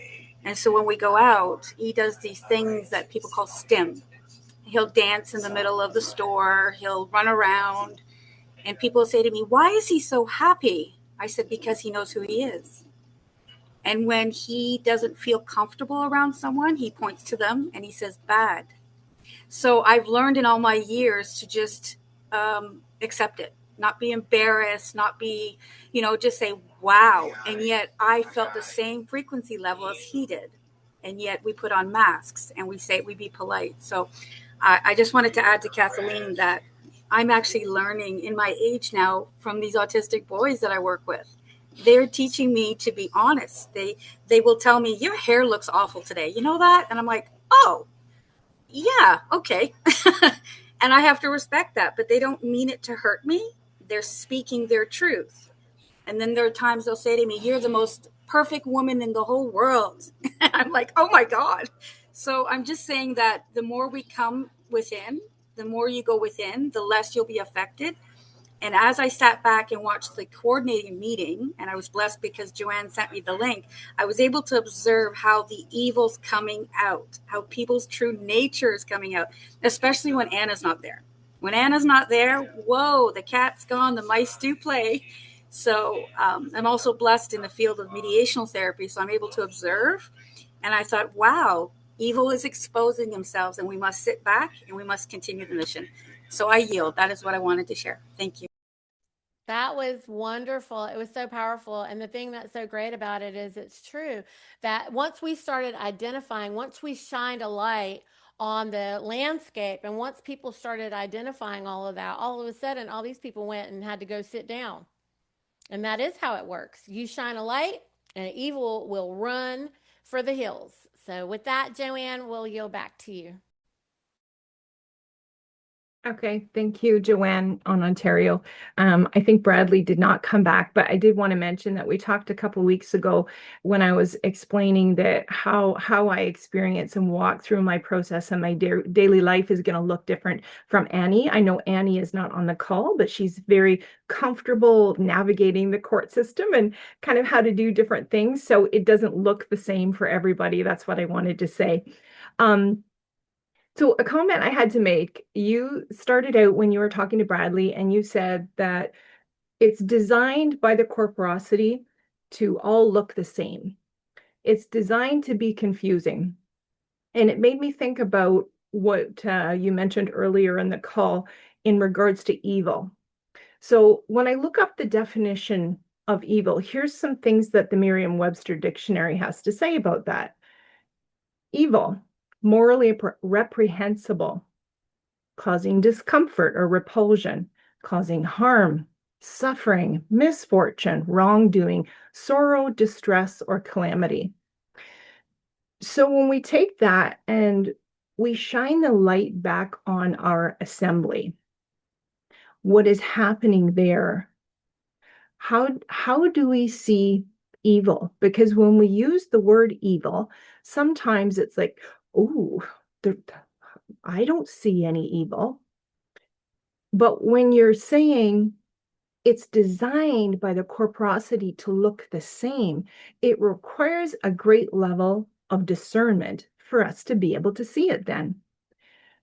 So in fact, the happenings of an assembly, in my opinion, at the beginning, in most situations, are not going to evidence themselves to be falling into that category of the words that I just described. Because it would set the sensors off for everybody, and we'd all be going, this isn't good. We are not liking that. So as we move along and we're able to more carefully look for the fruit of individuals. And what is the fruit? The fruit is their actions. It's not just their words. It's how that plays out. How does that all come together? So when we're looking at those actions, we're better able to discern and go, feel, that is not right. And let me tell you, if you feel that, you need to listen to that. That's your intuition. Now, sometimes you may put a pause on that and decide to gather more information. I need to do a little bit of listening and maybe hear what Anna has to say about that. Well, what does Anna have to say about that? I'll tell you because I wrote it down this week. Lisa, this week on Tuesday, America's Some Assembly Required, she was talking about elections. The majority of the call was Lisa. Anna came on the last 10 minutes. Now, I've had a little bit of a challenge sometimes because I am noticing in the chat or maybe even on the coordinator's call, there is discussion indicating we all just need to get along. We just fix it and operate in love. And of course, we need to operate in love. However, if there's something that needs to be addressed, if there's a wrong that needs light shone on it, of course, there's going to be some things that need to be worked through. So Anna said, an assembly can go off track. What does that look like? Operating like a private club, blackballing people from membership and participating with any type of due process. So I want to encourage those who have observed that and who are walking through that right now, and you're seeing, something, this isn't right. It's operating like a private club. We should not be banning, silencing, or removing members. We should be talking about what we're seeing that's wrong and how to make it better. We should be bringing our voice forward in the solution. And although we have differences of opinion, whether we're using this font or another font, or if we're meeting on Wednesdays and Saturdays, who cares? But there are some non-negotiables. Transparency, Dorothea spoke about that earlier, communication, truth, and listening to one another. So I want to encourage those who are walking through some of those challenges to recognize those challenges, they don't come up right from the beginning. They get identified in the process and in the happenings of what's occurring. And then you go, oh, okay, we're going to have to redirect. We're going to need to readdress these things. You may end up being put aside, but knowing in your heart and functioning in your truth and realizing that you can see that, and coming to meetings like this allows you to re-strengthen yourself and affirm that what you're seeing is in fact true. I yield. All of that is very, very valid. Very good, very true. And to your point of, again, when we talk about pointing out the club, and the putting out of people, there's a lot of folks that come in brand new in the middle of an assembly that's been in place for some time. And then you have a very few people who complain about having been put out, but they don't know why those guys got put out. So just like, you shouldn't just be putting people out for, just having an opinion or saying what they think, because everybody can say what they think. But when there are people who are on a timeout, Anna she told North Carolina, you need to put some of these people out with prejudice, because there are times when there are people that are creating problems. And so, our assembly, when your general assembly has no voice, that's different. You can have a general assembly where people have some folks on timeout, and where there can be energetic, passionate discourse. But then there's times when you have no voice. That's very different. So we need to be able to recognize that. Man, Yes, please. and I totally agree with that. I think in our enthusiasm to move forward and be standing or have our courts up and running, all very valid and very important. We do not have written decorum processes in place so that as situations arise, the response is often arbitrary or behind the scenes. Something that the men and women of the General Assembly are unaware of, don't have a voice in, and that would solve many of the problems. But because we're inexperienced and trusting, we're just going along with our heads down, doing the work that we need to do, not looking behind us saying, oh, we should maybe have some of these things written down. That would be super helpful, until it actually comes to the crossroads where, oh, yikes, I'm affected here. And what happened? I'm really not sure. I yield. You're muted.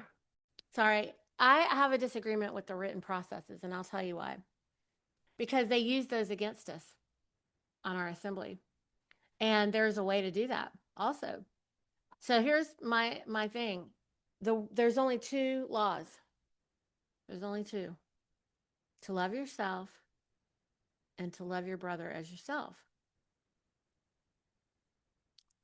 And if we're not honoring each other, then there just isn't any honor. That's all there is, period. It doesn't need, there's no reason to make it more complicated. We don't need to write it down. I mean, I think we all know when you're operating in honor or you're not operating in honor. And part of that, Joanne, is like what you said, is like, if you feel it, then your intuition is telling you, right? And so when someone expresses that, then everyone in the room has to listen to, but anyone in the room should be able to, like on our meetings, there's people who disagree and there's people who don't like what we always say or something maybe, but we don't close the meeting when someone raises their hand. They have opened their mics up and said, hey, I'm not done, I have something to say.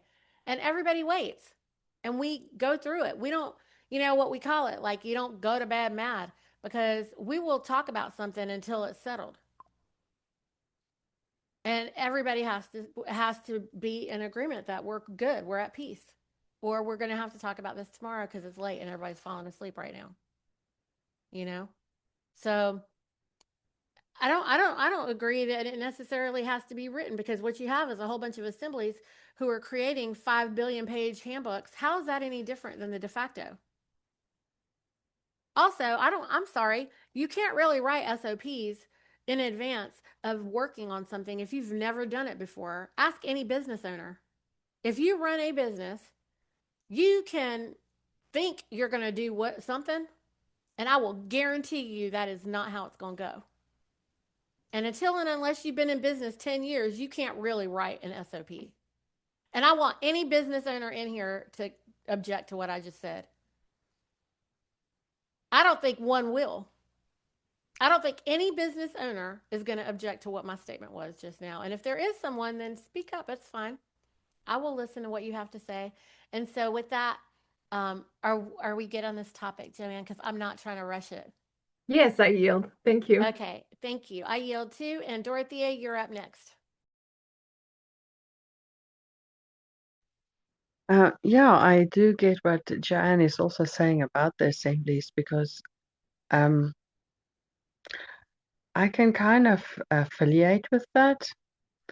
But I can also tell you this has been a journey of so much growth. The minute you step into your true essence of who you really are and you move away from that, I call it the tra-la-la, and you just get out of that box now. I don't like being put in a box because I'm not a box. I'm outside of that, and I don't associate with a piece of paper. So I don't care how many times you write my name down. Oh, you're so naughty. Let's put Dorothea's name up again. Oh, here it goes again. In the end of it, I don't associate with a piece of paper. I don't identify as that. Have you met me? Have you had a cup of tea with me? Have you given me a hug?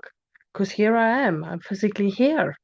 And if you can't say you have met me or anything like that, I'm not a piece of paper. So you write my name down as many times as you want. Go and complain by tralala. Shame poor Grandma. She needs to take all these bullshit from everybody everywhere. And in the end, um, I don't care what they think anymore. There comes a time where you just move past that. It's not in any way what they care, what they say about you. It's about having a certainty, having that certainty in your own heart who you are. And the minute you have that, standing up in that authority and moving with that power because of what he is in you, because he has given it to you, then you don't care. Then you just go ahead and build your freaking assembly the way you feel in your heart because you will have all the guidance and tools and everything within you to do it. And that's what we're doing at this point. I don't freaking care what anybody thinks and says and does anymore. We are doing it because we love it and we love our people and we're gonna save our continent and we're gonna get out of this evil. So that's my advice to you in a one way. Don't worry about what the freaking people say about you. Just let them write your name as many times as they want. It just shows that you are actually riding them as a pony because you're constantly on their consciousness. Your name is like popping up the whole time. Actually, you should say thank you to them. Why do I say that? Because you're the last thing or person they think about when they go to sleep, and the first one they think about when they get up. So you are actually riding their consciousness like a pony. Just say thank you. You are in control of their consciousness. So voila, that's a victory for you. That's how I feel about it. Love and light, I heal to that. Thank you, Dorothea. Elzania, you're next. Elgin, Ontario. I wanted to add to Joanne, since the two of us have experienced the same outcast at the same time with several others of us. And I know that Joanne is such a good woman. Carol, all the people that I've met, I've been blessed to meet. I think I was meant to meet, even the people here. And I believe that we all started very, very innocently. We trusted immediately. I know I did. I trusted. Anytime someone needed my help, I was there. Joanne, everybody just kept pulling in, pulling in. And we started to see, wait a second, someone's starting to make rules. Someone's starting to make policies. Someone's starting to bully us. And we were all working from the heart. And then we all kind of fell back into, okay, we need it documented. We need, you know what I mean? It's kind of like the brainwashing, the spell casting that we've all been under, where everything has to be documented, policies, rules. And that's what happened to Canada. We were all in there really trying to help, from the love, from the kindness, reaching out to each other, wanting to meet each other. And then we knew there was an infiltration. We knew it. Our instincts were telling us, but we tried to override it. We tried to stand up. And I am not one of those that tends to, I think everyone who's from Canada knows I'm not one I don't cause trouble. I like to be the peace. And I happen to be the first woman to actually publicly say, stop interrupting me. I have my 3 minutes, or you're not the boss. And so quickly I got banned for those few words, but I spoke my piece because I saw the bullying. I saw that people's creativity was being crushed. Joanne would have miraculous ideas. Carol, people would have these and they would just shut down. They were shut down. I'm like, something's not right here. So I agree with you as well. We're going in a world when we just know you don't hurt anybody and you don't hurt me. And maybe that's something we need to do in our assembly to remind everybody every time. These are what we abide by under God. These are our rules. And maybe we just have to remind everybody, and get that indoctrinated, because some people still think we need everything so rigid, right? So, but I agree with both. So I yield. Thank you. Okay, so in the chat, people are talking about the Ombudsman Way. I just put Deborah Ann's Rumble channel for anyone who's interested in that. And also, I put her email if you want to be added to her mailing list so that you can be invited to her meetings. I'm really, she comes as often as she can here too, but we're also speaking on our exit stage left on the podcast also if you're interested in just hearing more about Deborah Ann or getting to know her. Elzania, I can put your hand down, or is there something else? Oh, okay. um, Bradley, would you like for us to finish? Are we good? Did you? I mean, everybody. We saw that you kind of had fell out, and I told him. I said your phone could have rung and you could have got thrown out because that happened to me on my Zoom call the other day, and I didn't even know that if somebody was calling me that could happen.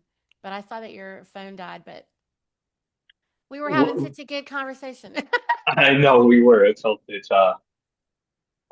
that it dropped out like that because I actually thought I had it plugged in. But we're good for now. But I'm going to be on these calls, and I'm sure I'll have more questions in the future. So I appreciate it.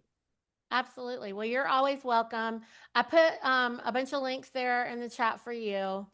I don't know how accurate the Illinois information is on TASA's website because most of our assembly information isn't always perfectly accurate on there. And so I want you to know, like North Carolina information on there is completely not accurate, but we don't have any control over who's operating that. But there's the links that I was able to pull, and I shared with you the TASA site, and I shared with you Anna's site, which has all her articles and all her information.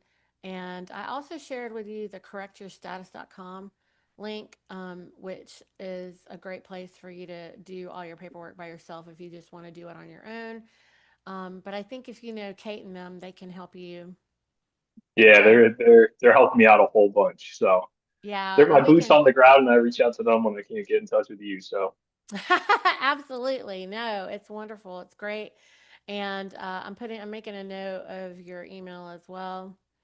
Thank you for sharing that. I'll just send you something so that we have a contact point. that's wonderful. Thank you. Yep. Thank you so much. We're doing this the only Saturday that we don't meet here is every first Saturday of the month because I host a live and in the flesh meeting that Saturday every month. So otherwise we're here, okay? Unless Wonderful. sometimes I say, okay, I need a break and I kind of take a break, but it's not been that often. Rest is always needed. It's all valid. Thank you, Nitty. Yeah. Thank you. Hey, Sean, welcome. How are you? Oh, here, let me push the button. Maybe that'll help you. Hello. Hey. Hi. Yeah, so I'm new here, new to the whole situation, although I've been researching it, and I was one of the people who kind of got sent down the trust pathway without any kind of knowledge of what it was and learning about it and stuff like that. And I spent probably, I don't know, maybe $7,000 making but I created a foreign express trust, so at least it is something that is outside of the jurisdiction of the water. But I think, like, just it being a trust in and of itself, it is also, like you said, it's operating in the jurisdiction of the air, and that's not where I want to be. So I kind of created a couple of things there. I have to learn because I did copyright my name underneath the trust, and put that. And I don't know if that's something that I have to undo or if it's something that can just stay like it is. Or now that I am declared on the land, I still have a few little things to do, but I did a lot. Nancy helped me tremendously. May I And say something to that effect? yeah, Your acts of expatriation took back all the names. okay. So if you included the name that you have on your trust on that, then you expatriated it out of their jurisdiction. Did you do that? I Yeah, I mean, I used my name. That's what I copyrighted in all of its variations and stuff like that. But So then the expatriation removed that. okay, Mm-hmm. okay, great to know. Good to And see you, Sean. yeah, Good to hi, see you here. yeah, good to see you as well, man. Um, so then, I mean, I'm just learning a lot. I'm just trying to learn, like, the banking stuff and the business things, and I hear, on the most recent video broadcast from Anna, she talks about how, you know, the taxes are going away and the property taxes and things like that.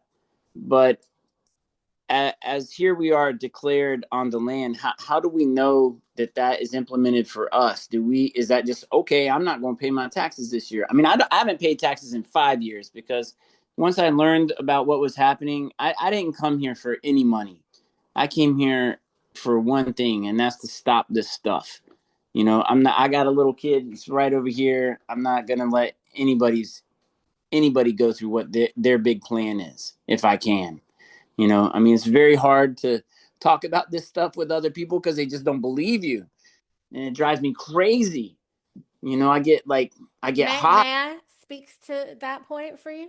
Yeah. Just, I mean, if you don't mind me doing this every once in a while you speak, and No, that it's way good. I can.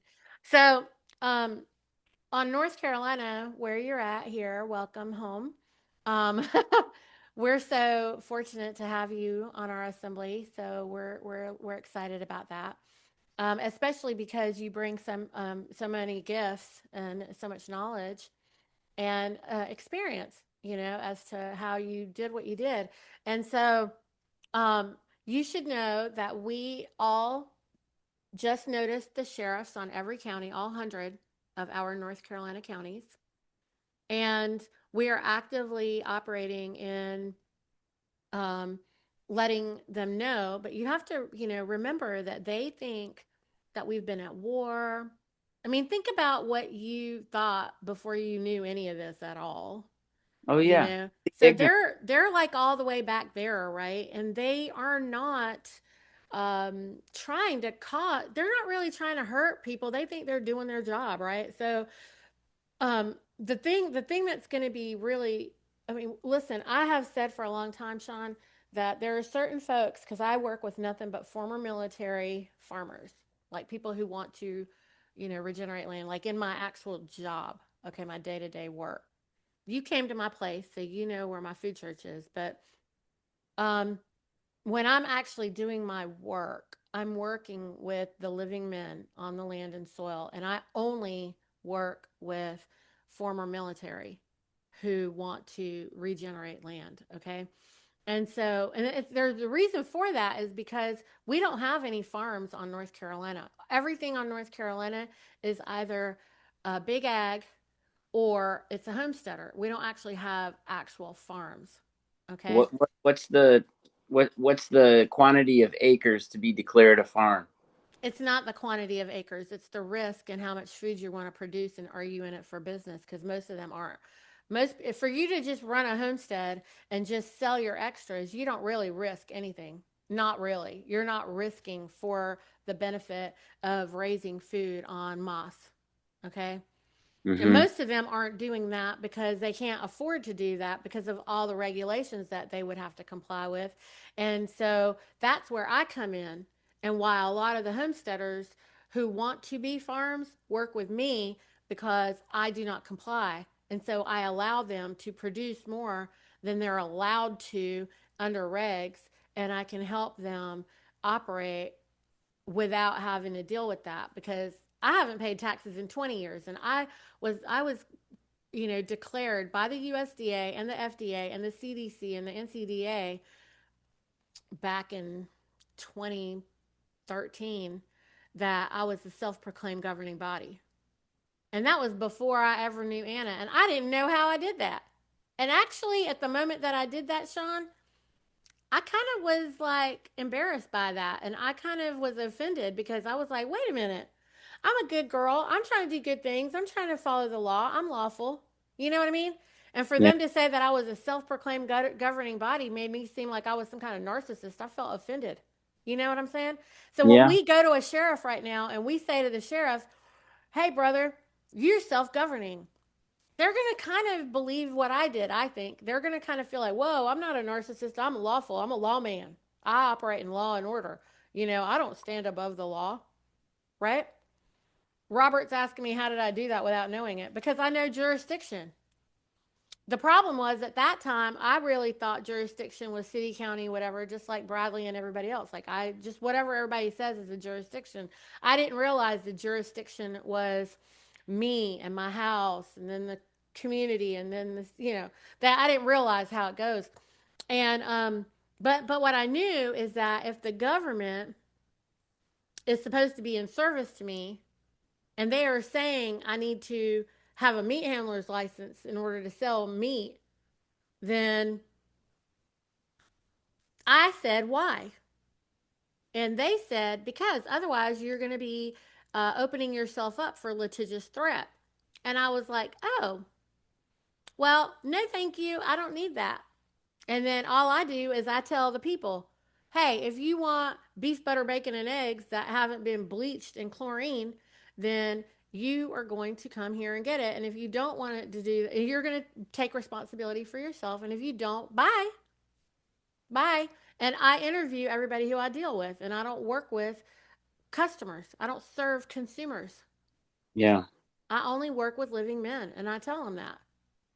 And I make them agree to that, because what is a real contract? And what, first everybody needs to know, contracts stand over policies, procedures, and all their lies and bullshit, okay?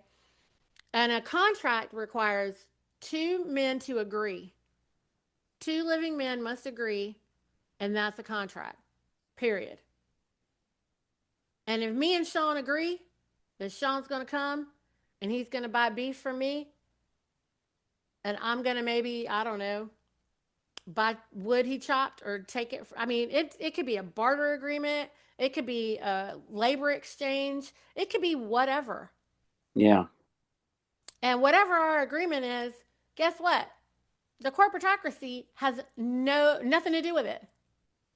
And that is the reason why when a lot of men want women or women want men just to be married, under God, and they don't want to actually get married. Everybody's out there saying, I can't get married. Yes, you can.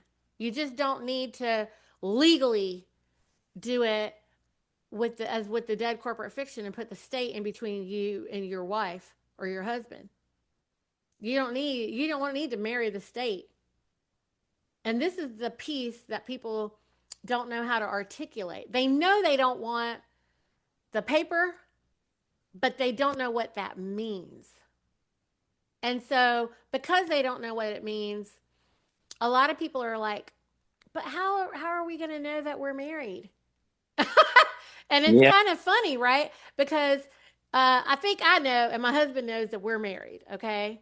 But, and I don't need to prove it to somebody else, but this is the funny part, right? Like this is the funny part.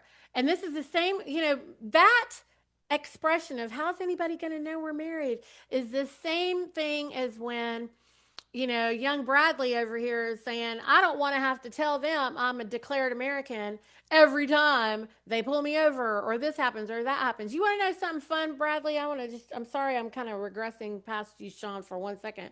But just talking about, I think you'll find this fascinating because you were asking Sean about how to drive with private tags. Do you mind if I share this? Yeah, I did want to know about that as well.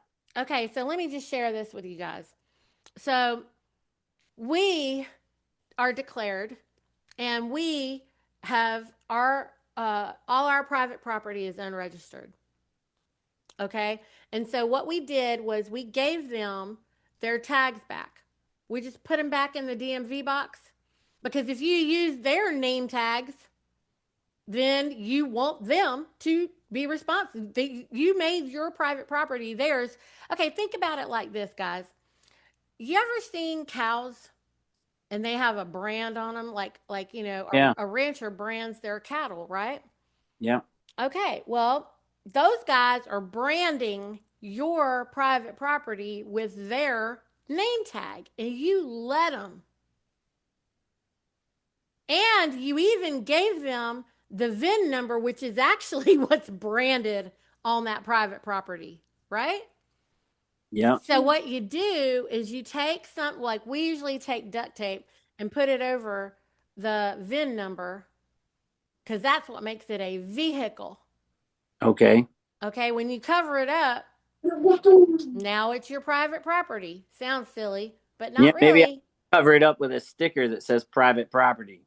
Well, the reason you want to cover it up and not scratch it off, because a lot of guys I know have just taken their metal etcher thing and just etched it all off. Okay. Yeah.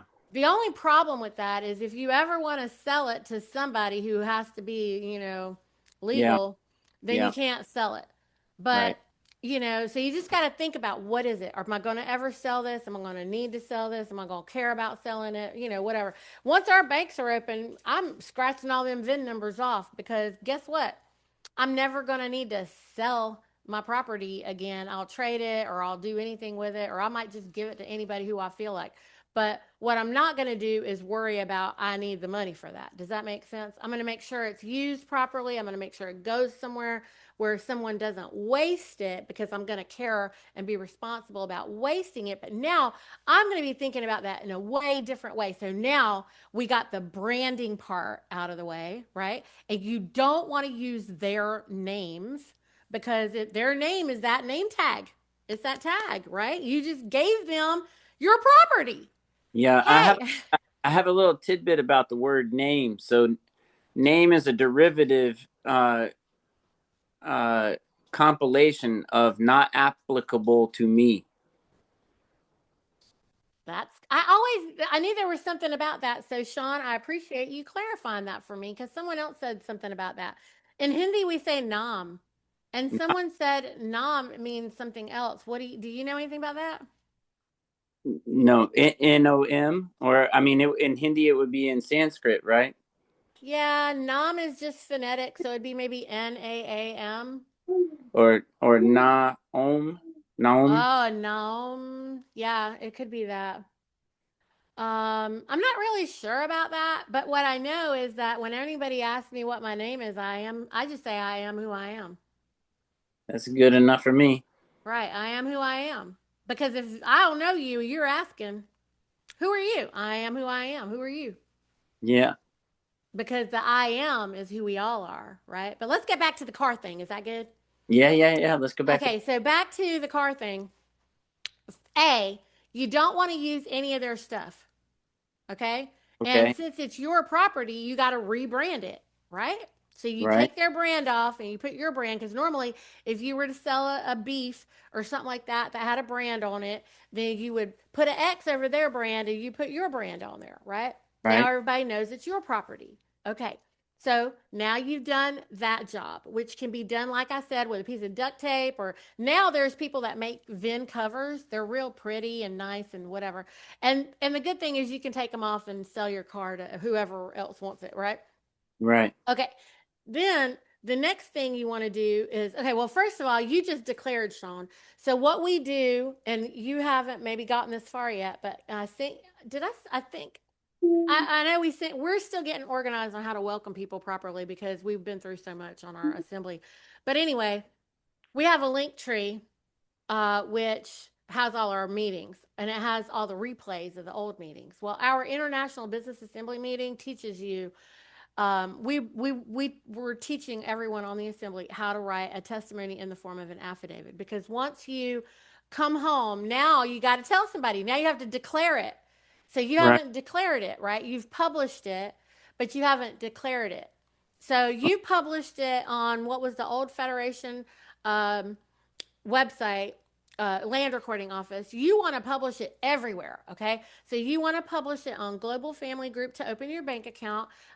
We have the Bucolic Living Law Firm, which is the Federation land recording office for people who want to claim their land, which me and Greg made that as a gift for the Federation and our donation towards the cause.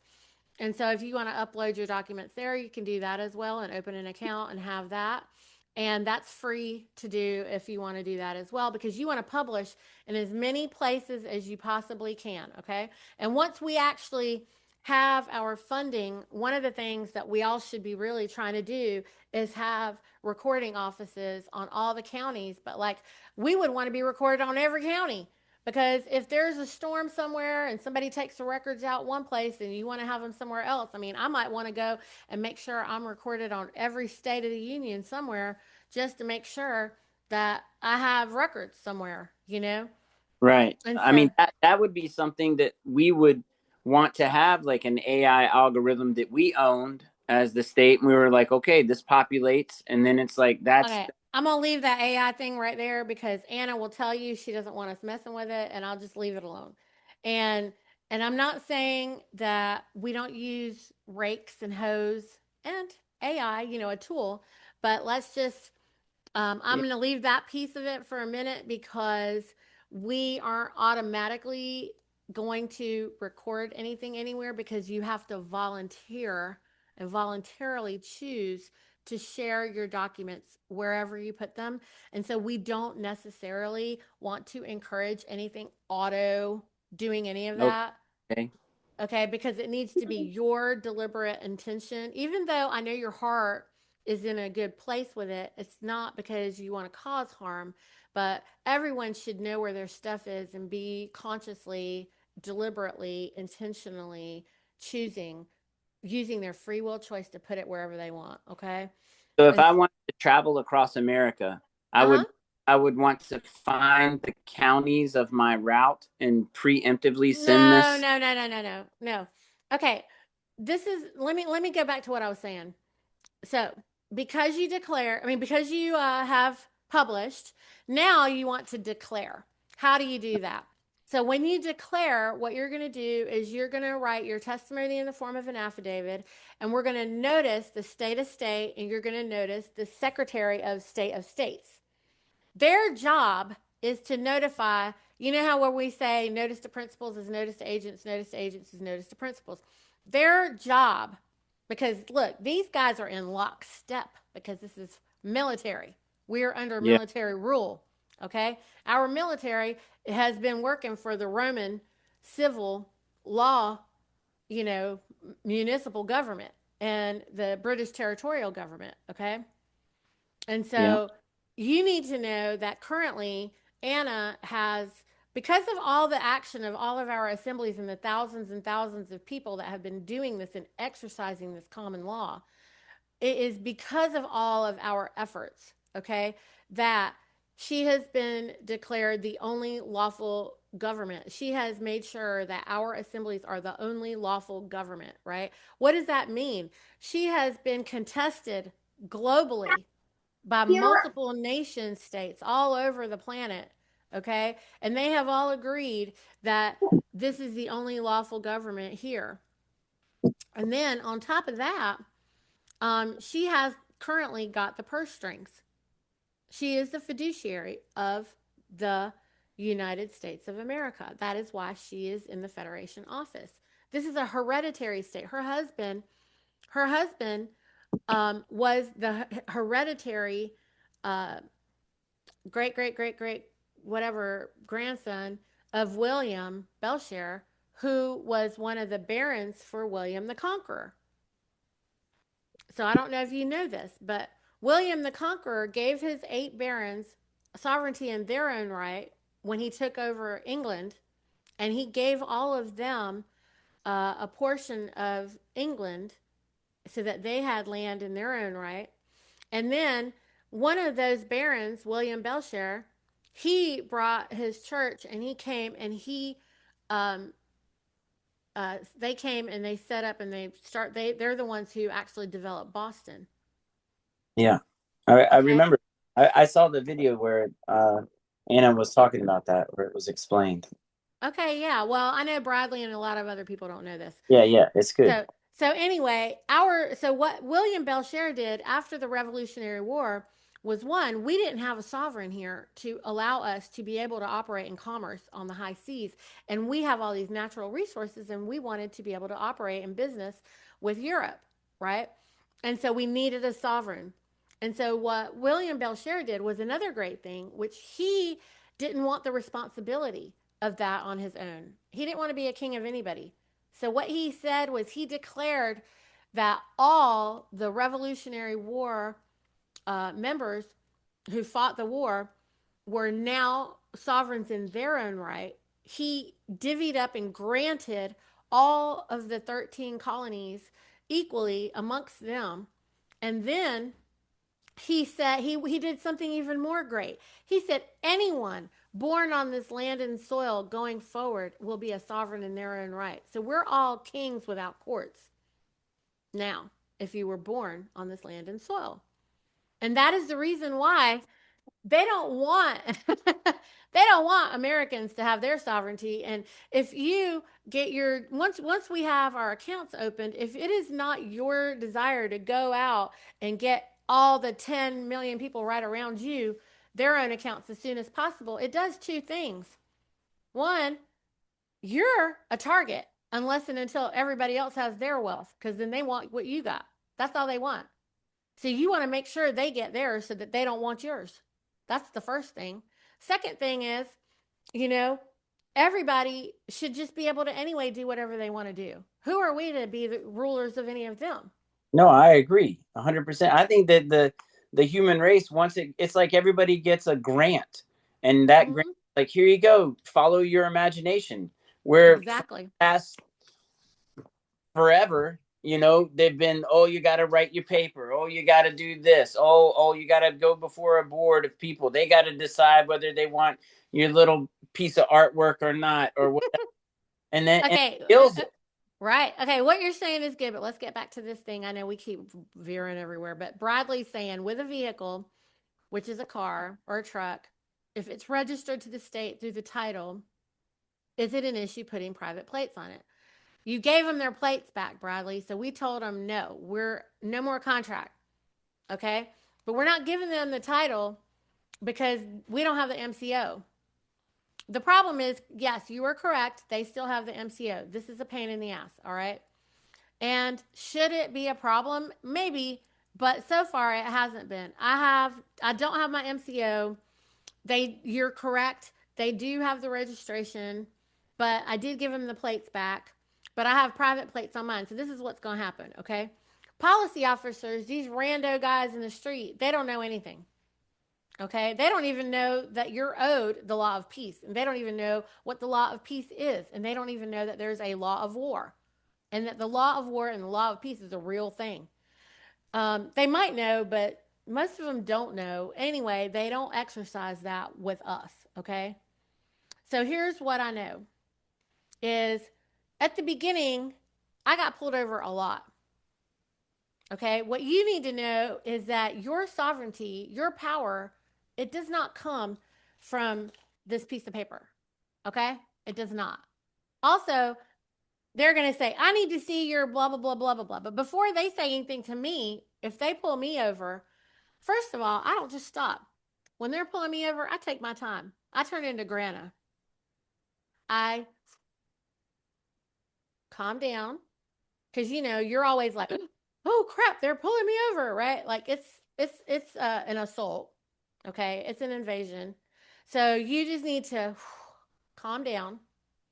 And then I take my time and I drive until I'm comfortable. And then I pull over into a parking lot. Okay? And then I pull over inside the parking lot. I don't stop on the side of the road. No, I'm not doing that. Now I'm in a parking lot and I'm ready when they come. First of all, I'm not opening my window all the way down or too much because I'm not inviting them into my space. These are all contracts that you are establishing. You're giving them an authority to, like, you're welcoming them. Do you see what I'm saying? I'm not welcoming them. I open my window this much. Like what? Right? And then I say, hey, officer, what is the emergency? Are you okay? Because they are in the theater and they're dressed up in their costume and they are here to perform. Right? And so you should be performing with them. And you say, what is the emergency? And I got pulled over so many times that in the beginning, the first couple of times I did that, they were like, what? And then, and they were like, well, did you know blah, blah, blah, blah, blah, blah, blah, blah, blah, blah. No, I don't understand the words coming out of your mouth. Is there an emergency? Because I don't understand the words coming out of their mouth. And I can't understand it because it's, Yeah, you can't hear them. I can't understand. Blah, blah, blah, blah, blah, blah, blah, blah, blah, blah, blah, blah. They're saying whatever. And then I'm just like, I don't understand. I do not consent. Are you okay? Do you need my help? Because you want to help them. You are not a threat. Right. You need to de-escalate them and let them know. Do you need help? Do you need my help? That's something you should say. And then they have it fully on the record. You're not a threat. You're not trying to harm them. And then they're going to say, I need your license and insurance and blah, blah, blah, blah, blah, blah. I give them my passport because they literally don't know what they're doing. They don't know where they're at. They don't know what's going on. I don't care what your passport is. I don't care if it's a 1-star, 5-star, it doesn't matter. It is a national passport. It is establishing that you are a national. Yeah. If you are any nationality, you can't be going to prison because you're alive, because you have a nationality. You're claiming nationality is what you're doing. Mm-hmm. Okay? So, you give them your passport, and I don't give them, I give them I do give them, they say license and registration. I give them my passport, and then, I have a disclaimer for insurance because we're indemnified. What does that mean? That means I take responsibility for myself. Okay? So there's some language for that. Anyway, you give them that, and they're just like, do you have a driver's license? And then you say, what?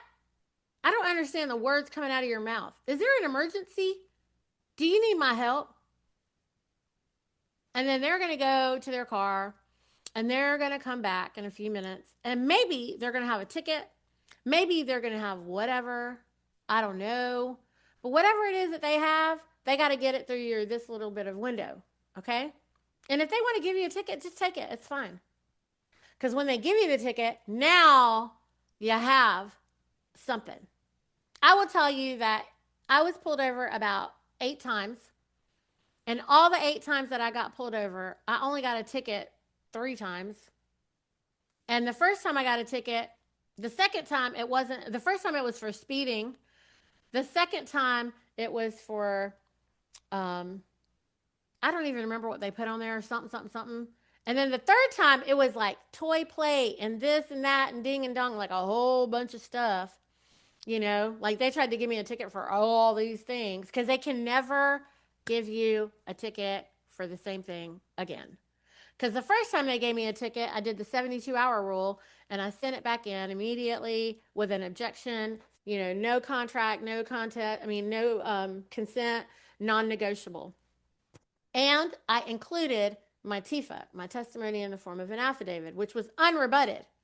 If you have a testimony in the form of an affidavit that has been unrebutted, guess what? That means they agree with you.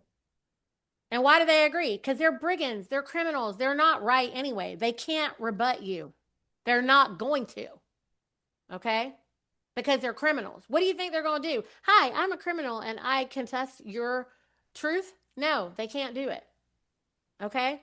So they're never going to say anything. So your unrebutted affidavit stands. That means I'm one of those cars on the road they can't make any money off of. And eventually, guess what? They're going to get the freaking hint. Because the second time, actually, I only got a ticket in the very first time. The second, third, and fourth time, they literally ran away from me within a minute. My traffic stops were not more than 1 minute. They ran away from me. It was kind of like, you know how you boys are? Y'all like to poke the dead bird. Is it alive? I just want to know, what does it look like? And then you just want to play with the dead bird to see what does the dead bird look like, what does it feel like, or whatever. So they just want to come and see who, this is one of those bears. Them bears that those people say, they just want to see who you are. And once they familiarize themselves with me and my routine, and the fact that every single time they don't get paid for that ticket. And, I don't know what kind of punishment they might have or something that might happen on the back end of that. Okay. But what they know is it wasn't a paid ticket and they got a minimum quota that they got to meet. And this one's not cashing out for them. So the smart ones will start figuring that out. Mhm. And guess what? The more you exercise this, the more they stop bothering you. Can How, you ever turn this off? hold on. I'm going to warn you though. If you ever go out after midnight and you're driving like that and they pull you over and they want you to do a sobriety test and you don't do the sobriety test, they are going to lock you up because the only thing that they get to enforce is alcohol, tobacco, and firearms. And so you really want to kind of cooperate with them and let them know that you're not drunk. And usually they'll just let you go and they might give you a ticket. And they might not. If they're intelligent, they're not going to give you a ticket because that's just a record of their ignorance and their stupidity. And it never cashes out for them because you never pay it. I haven't ever paid one.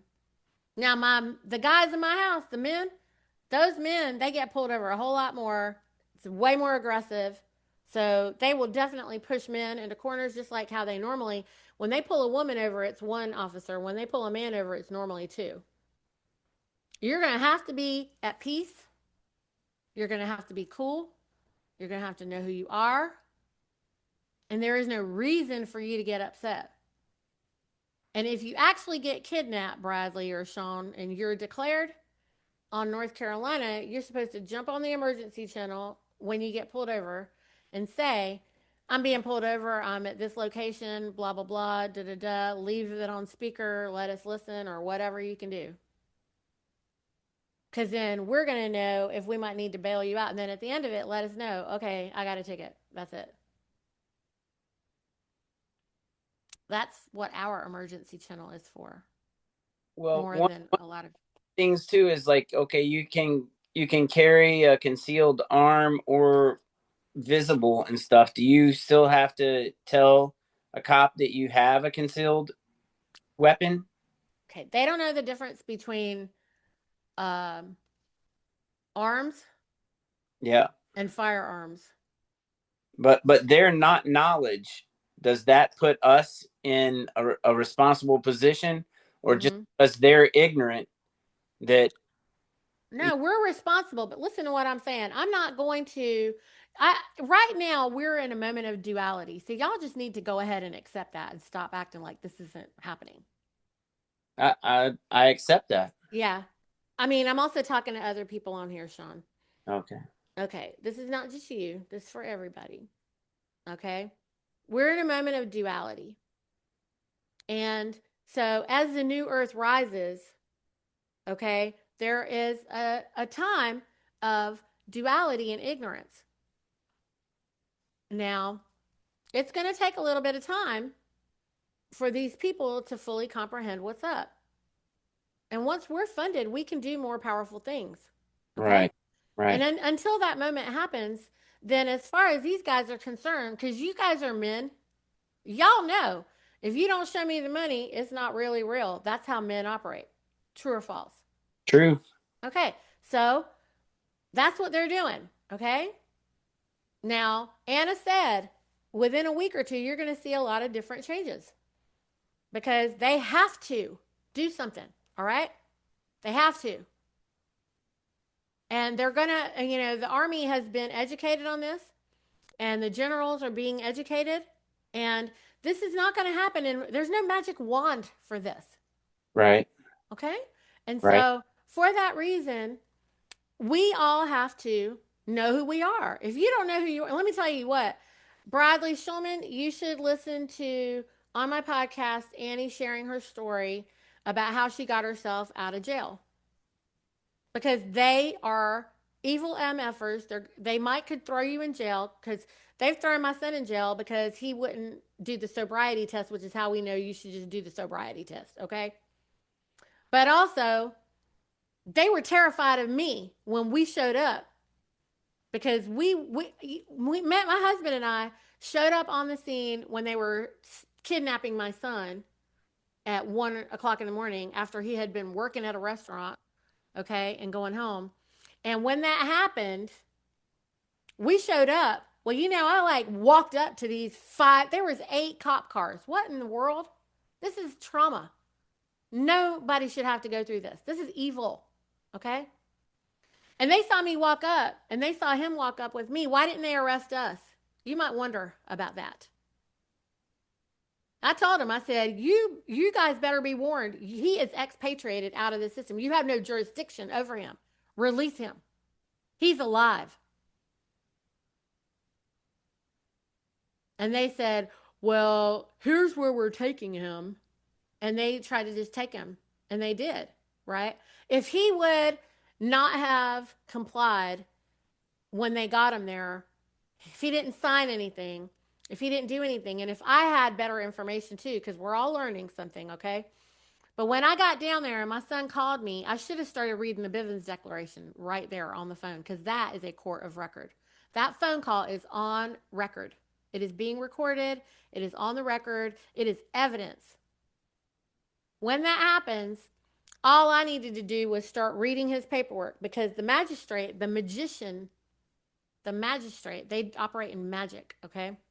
The magistrate didn't want to look at the paperwork, because if she looked at it, she'd have to acknowledge it. She's like, I'm not looking at that. If you want him, you're going to have to pay us $1,000 to get him out. And they bold-faced, rejected it. And what I should have been doing is, when I was on the phone with him, is I should have just started reading all his 928 paperwork, reading his testimony in the form of an affidavit. Because now, guess what? That's on the record. It is evidence in their system. And they don't want that.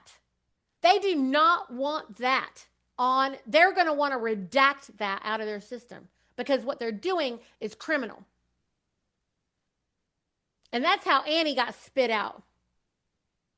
And they definitely redacted all of that.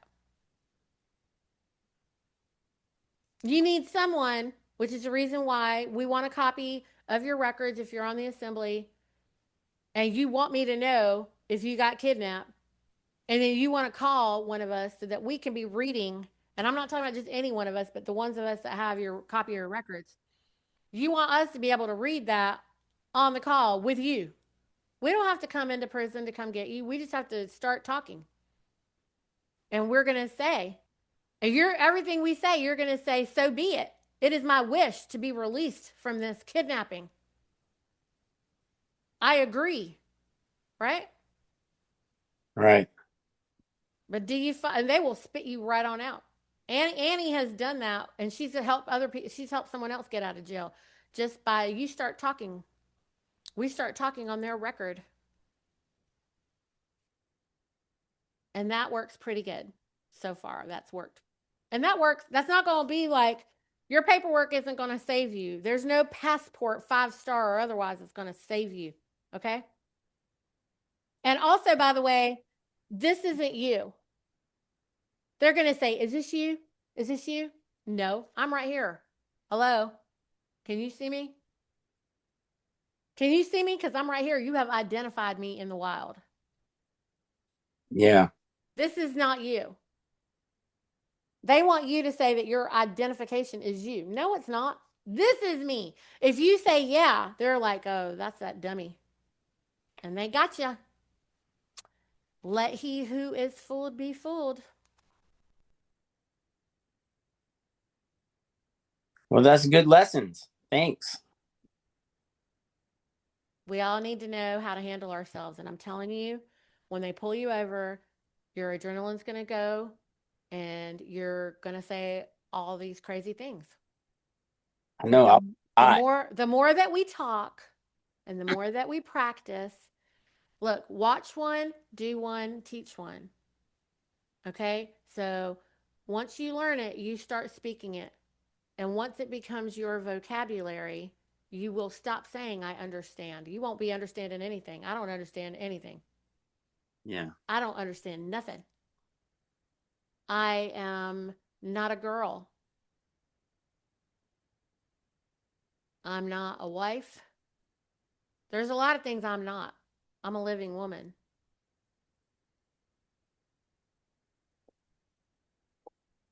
I'm not Indian. I'm not Asian. I'm not black. I'm not white. Nope. I don't know what you're talking about, brother. I don't understand the words coming out of your mouth. You're going to have to put that in writing for me. And guess what? Brigands don't put things in writing. Criminals don't put things in writing. But if they're stupid enough to give you a ticket, great. Evidence of a crime. Now you're reporting it.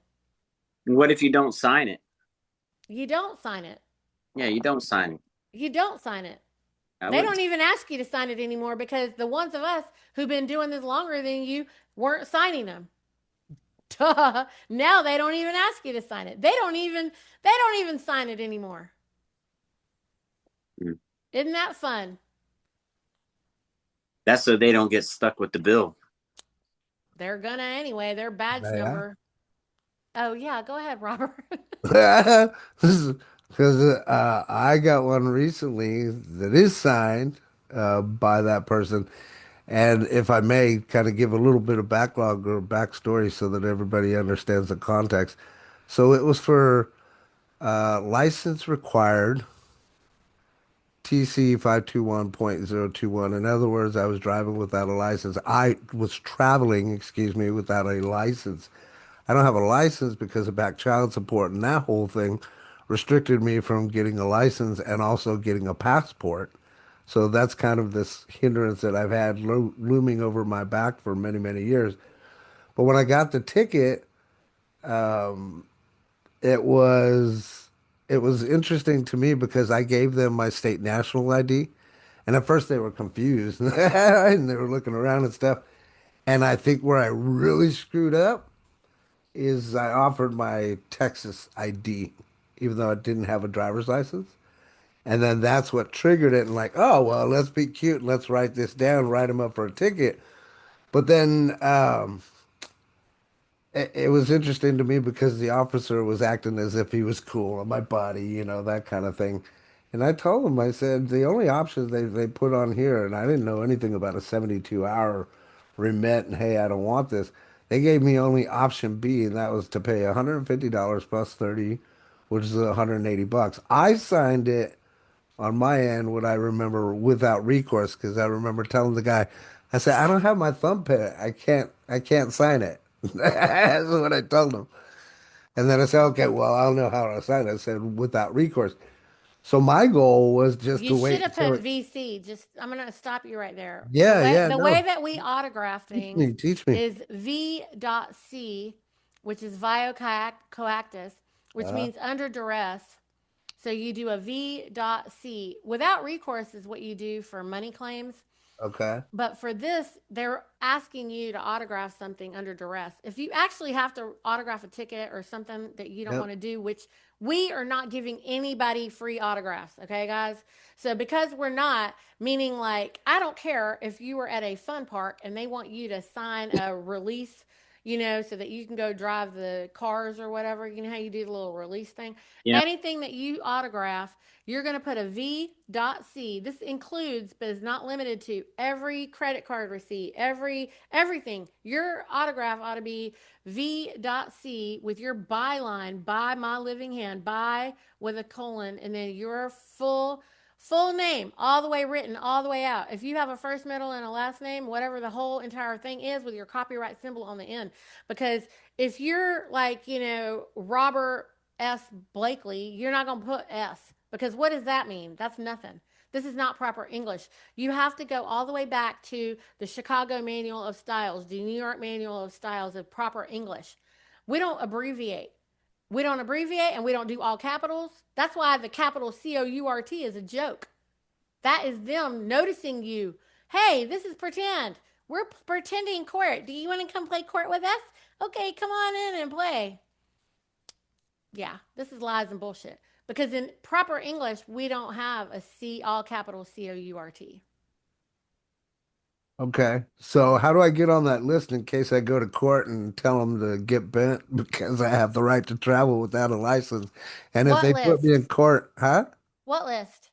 Oh, you said somebody's, I couldn't remember the girl's name. You said to get on the phone to be able to call in case I land in jail. Oh, no, no, no. What we have done on our state, what we have done on North Carolina for our assembly members Yeah.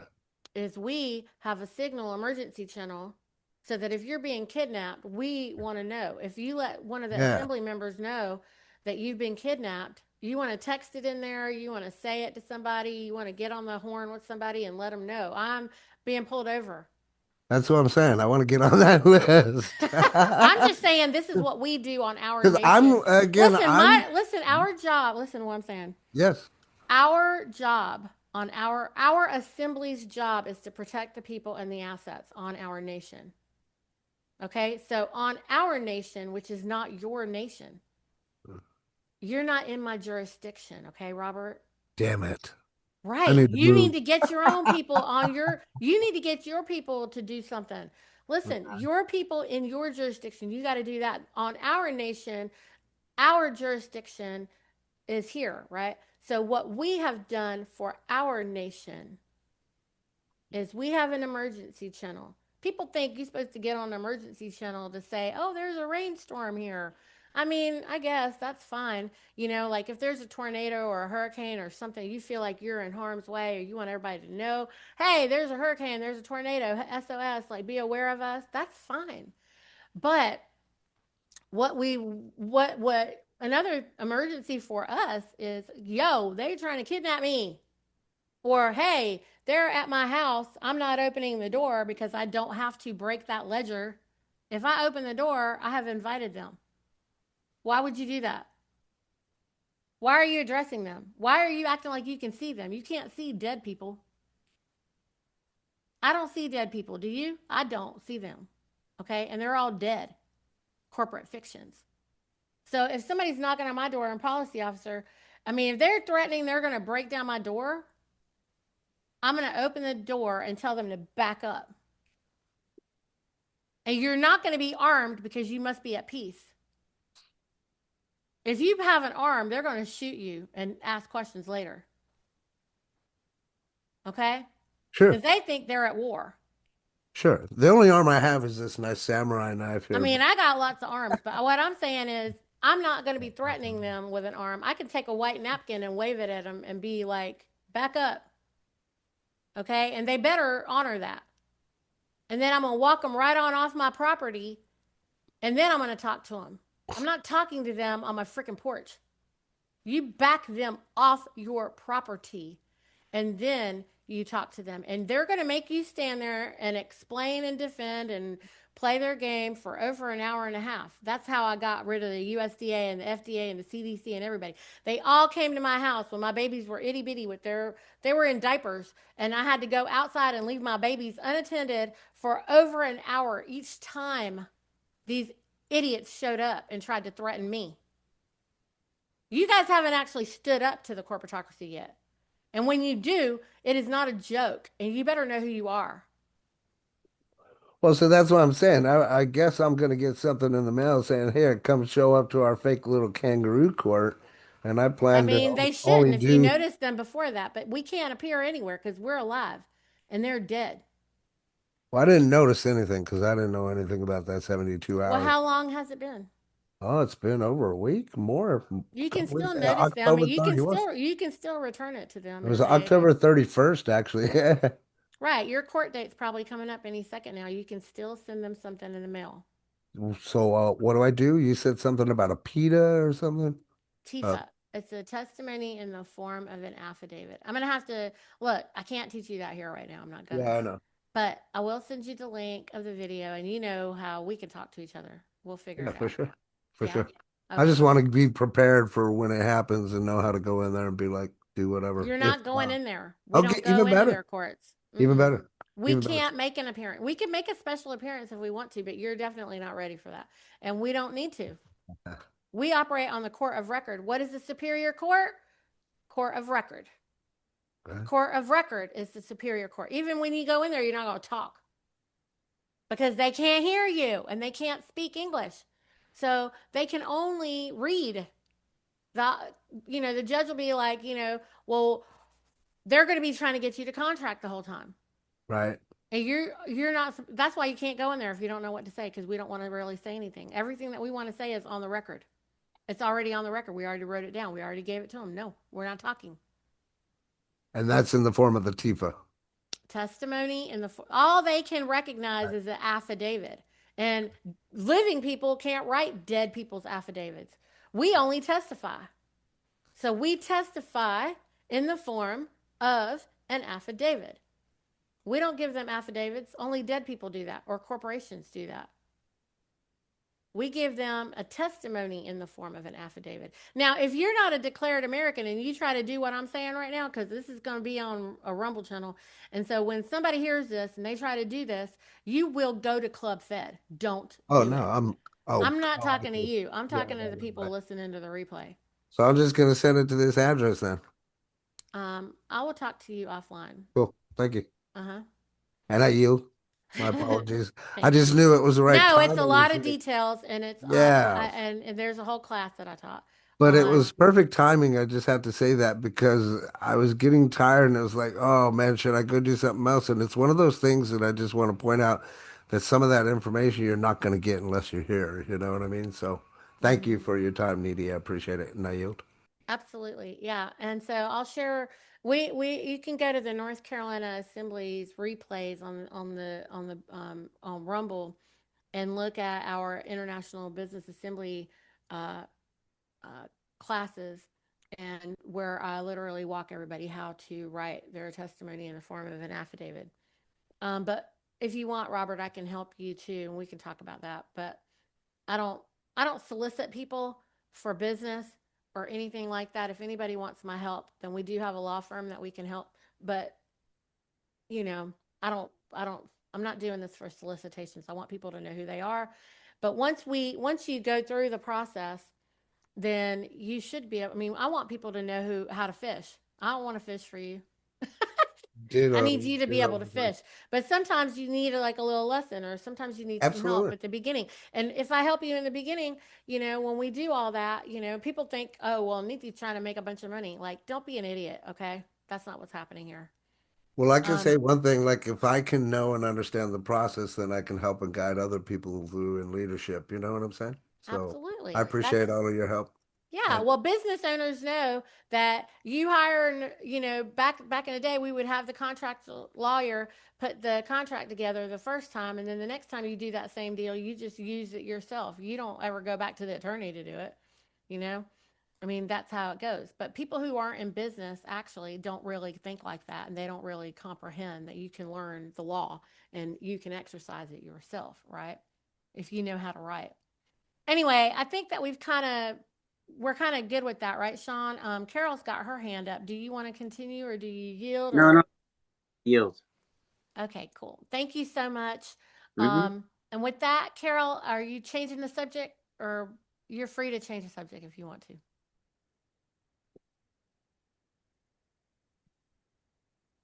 Carol on Saskatchewan. Sorry, I always have such a hard time with my phone unmuting. It's okay. I do too. I know it's hard. Oh, well, it just I poke it and where I think I'm supposed to, and it won't give me a microphone to unmute. Anyway, so yeah, I'm changing the subject. I am interested in learning a little bit more about the recording secretary position, as that is what I'm going to be putting my hand up for, or have put my hand up for, is the recording secretary. So, because we're on Canada, what I've read so far is that the Federation approves the recording secretary. Now, I'm just not sure. How do we go about that? Or The Federation does not do that to the recording secretary. Absolutely. Oh, okay. Well, I did read that somewhere. So it's like, okay. So then it's just a position that's elected into place. Okay. And is there training for it? Because my understanding is they can be notaries. So they need probably to have some training for that. So I had asked Anna about this training. I'm like, what is this training? Hang on one second. I'm just finishing writing something here in the chat. I'm so sorry. Just give me 1 second here, y'all. those pickles aren't that great. There's a lot Okay, of if you guys will please mute when you're not talking so that we have a good recording, that'll be great. Also, if you follow my Telegram channel, then I break down some of this stuff about like via coactus and because this is all Latin in terms of what does the V.C mean. And I'm so sorry, Carol, that I was just in the middle of doing that while you were talking. I just wanted to get that out there as well. But oh, and thank you. Yeah. Oh, good. Bradley looked it up and shared. Okay, good. All right. The recording secretaries training. So the training that the Federation was offering, the Federation level was training, was for their Federation LRO mostly. Okay. But besides that, you need to really just know the documents. Okay. And you need to comprehend, for example, that on all deeds, we autograph in red because deeds are all land jurisdiction. And which paperwork you autograph with blue, which ones you do with red, like that sort of thing, Carol. There's actually a good video that both the global education, if you do the education on global, that I asked everyone on the Telegram that follows me to do to get ready for the bank launch, then those education modules go through each of the documents and explains what they mean and explains how to sign it, what's acceptable, what's not acceptable in terms of the paperwork. We can't get on there in Canada yet. On GFG? Well, we can get on to GFG, and soon as, and there's been quite a bit of chat in our little Telegram group saying that we're trying to get into the education channel, and you need to sign up and enter your number and blah, but it doesn't take us anywhere. It just kind of, it's like. No, it's a little bit convoluted. You'll get in there. Okay. So what it is, it's a little bit confusing. It's kind of, I guess they just don't want anybody to easily get into the education modules or something. Okay. But you log in using I thought I had to create a whole new account. And so I actually used a different email, and just, set up an education account. The recording number is from your actual bank account. Right, that's the one I used. So if you go to your profile credential tab on your account, then it will give you your recording number there. Yep, that's the one I used. And that's the number that you should use, and it'll work fine. But if you've gotten in to the point of being able to set it up, then it should work. It doesn't. And there's been about 5 or 6 people in our Telegram group commenting that you click to open it or enter, and it just takes us nowhere. There's nothing. I don't know. I mean, it was kind of a pain in the butt for me. I will definitely agree with you. Okay. Because when I did it, I had to kind of do it a few times. And it was definitely glitchy, okay? I 100% agree with you. Yeah, I think I've tried 4 times now. And yeah, it was real weird for me also. Okay. And, but I did somehow eventually get in there. And like I said, someone else told me that they used the same email, but they changed the password. And then other people said it should work with your same password. For me, I used a whole different email. So all of us have done something kind of weird to get in there. I put my number in. I put I tried a different email with different password. I tried the same email with the same password, the same email with a different password. It apparently appeared like, good, you created an account, but then there was nothing to look at. I don't know, man. It was. Did you scroll down? Okay, when you open it, when it opens and it looks all weird on the top, and then you scroll down, then it looks like this one video, and you're like, oh, okay, this is stuff I already know. Like, what is this? Yeah, one little 4-minute video. Yeah, and then after you go through that video, then you click next on the bottom, real small on the right. It says next. Oh, maybe I didn't do that. Okay. I know. I mean, I'm telling you, it is teeny tiny and weird. And I mean, it made Okay. me feel like a total dummy when I was doing it. I was like, am I stupid? Like, I don't know why I can't figure this out. And then I mean, I was starting to get really upset and frustrated with it, you know. And fine, because I had started originally on my phone. I was like, this is dumb. And then I went and got my laptop because I felt like I can't see or whatever. And then I realized, oh, there's this little bitty white arrow on the bottom that says next. You know, I was like, oh, Okay. okay. Well, I'll look for that. Maybe you have to finish the video before that shows up or something. You Because do. after You do because watching it once, I you're didn't do gonna it. yeah, you're gonna watch the video, you're gonna go, this isn't anything that I don't know or everybody shouldn't know or whatever, right? And you know, we're all like old heads. We're just like, okay, where's the real training? Hmm. And then but you have to actually like go next. And then they're gonna make you go through a whole bunch of training of stuff that you already know because you already opened the account, right? Because they literally start with this is how you open, this is how you declare. This Okay. is why you should declare. This is all the paperwork. And frankly, Carol, go through all of it and read all those things because that is the recording secretary training. Okay. So Hmm. it's actually pretty cool that way. And you might want to save some bits and bots of that and like screenshot some of it, you know? And Sure. because knowing how difficult it is for you to go through that education, you're going to be trying to get everyone else. I mean, look, that's where they're going to put our prosperity union instruction education. People, that's the training that everybody was waiting on. Okay.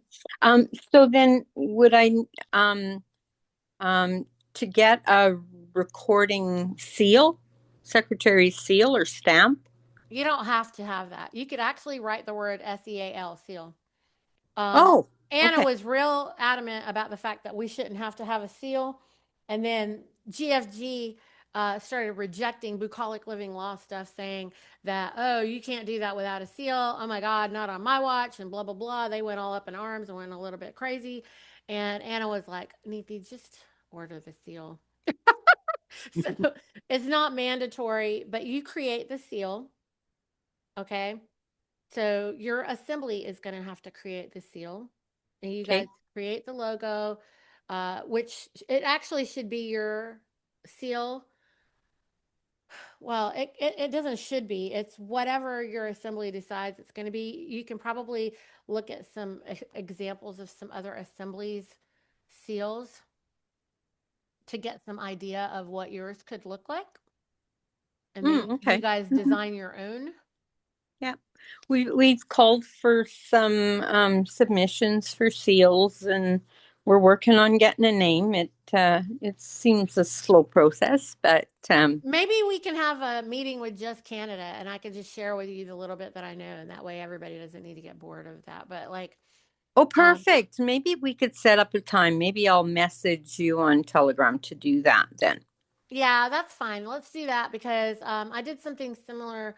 Like everybody has different questions. So like I had done an Africa assembly thing. We talked for a little bit and that was it. And then boom, they're So just I doing know the thing. I know we have questions that one of the things that happens is we get coordinators and from different countries, but because Canada is the only country that is invited to join the American Mm-hmm. State of the Union, our situation is a little bit different. So everybody tells us wrong information.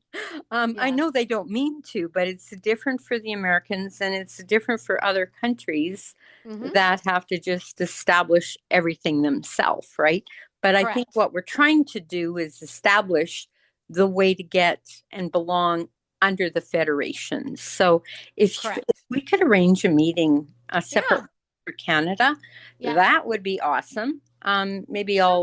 I'll connect with you about when. Now, would it, maybe this is asking a whole lot, but because Anna seems to be the one that has the answers for the questions, would there be a possibility that we could like invite Anna to that call too? I mean, I always invite Anna. Oh, good. But Okay. like, you know, is she going to come or can she or will she or whatever? That's a whole nother thing. And then I always send her the transcripts too. Oh, that's Mhm. awesome. Okay. Well, that is basically what I needed to know for today. Thank Sure. you so much. Thank you for what you're doing, Needy, because I don't know, we just feel like we're floundering around without having you to ask. No, it's fine. We have to help each other. And, like Anna can't be everywhere and do everything all the time. And, I don't have all the answers and I'm not going to say something if I don't know what I'm talking about. Like if I Hmm. if I literally don't know, I'm not going to say anything at all. And then if we have questions, then I mean that we feel like, oh, we can't know this for a fact, but like we can talk about whatever things and then I can, I like to do a lot of true false with Anna. True or false? True or false? True or false? Because then she's able to just go boom, boom, boom, boom, boom, boom, boom. Nice. And Nice. so if you put a lot of your questions as many, well, we can work on it together. But like if the easiest way to do it is to have a lot of true false. And if she can't do it, if she doesn't give you any response, then A, she may not know, or B, it's too big, or whatever. And then again, a lot of things are being cleaned up systemically. And, we don't have to like bother with some of that stuff. Like she's probably like, wait a minute, it's coming. This is going to be fixed, whatever. So, Great. Well, that's really good. Thank you so much for offering to do that with us. absolutely. Yeah. I mean, if I can be helpful, then, I don't know. We'll see if I know. But if I don't know what I'm talking about, I'm just going to be like, girl, I don't even know about that one. We're going to have to ask them. Well, that sounds good. I think we'll have a little pre-meeting ourselves here Sure. with Joanne and Alzunia and maybe a few others. Yeah. And we'll get our questions and time arranged and see. Mhm. Maybe I'll get a few time spots from you that you have available, and we'll take it from there. Sure. I Absolutely. yield. All right. Thank you, Carol.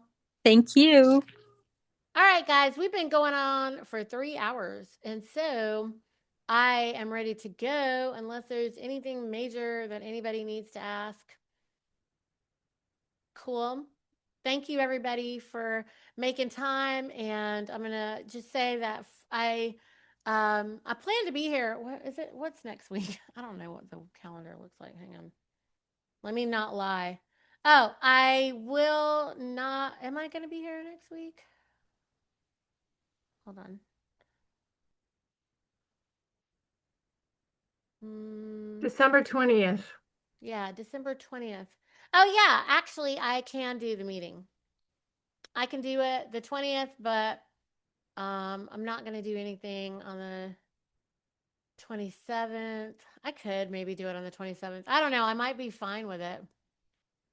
Let's just see. How about I'll just decide as we go if that's okay with everybody?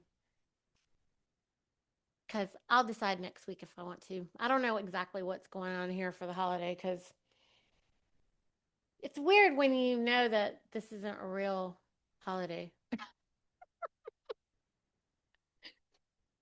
Anyway, I'll see everybody here definitely next week. And so I'm going to go ahead and stop the recording.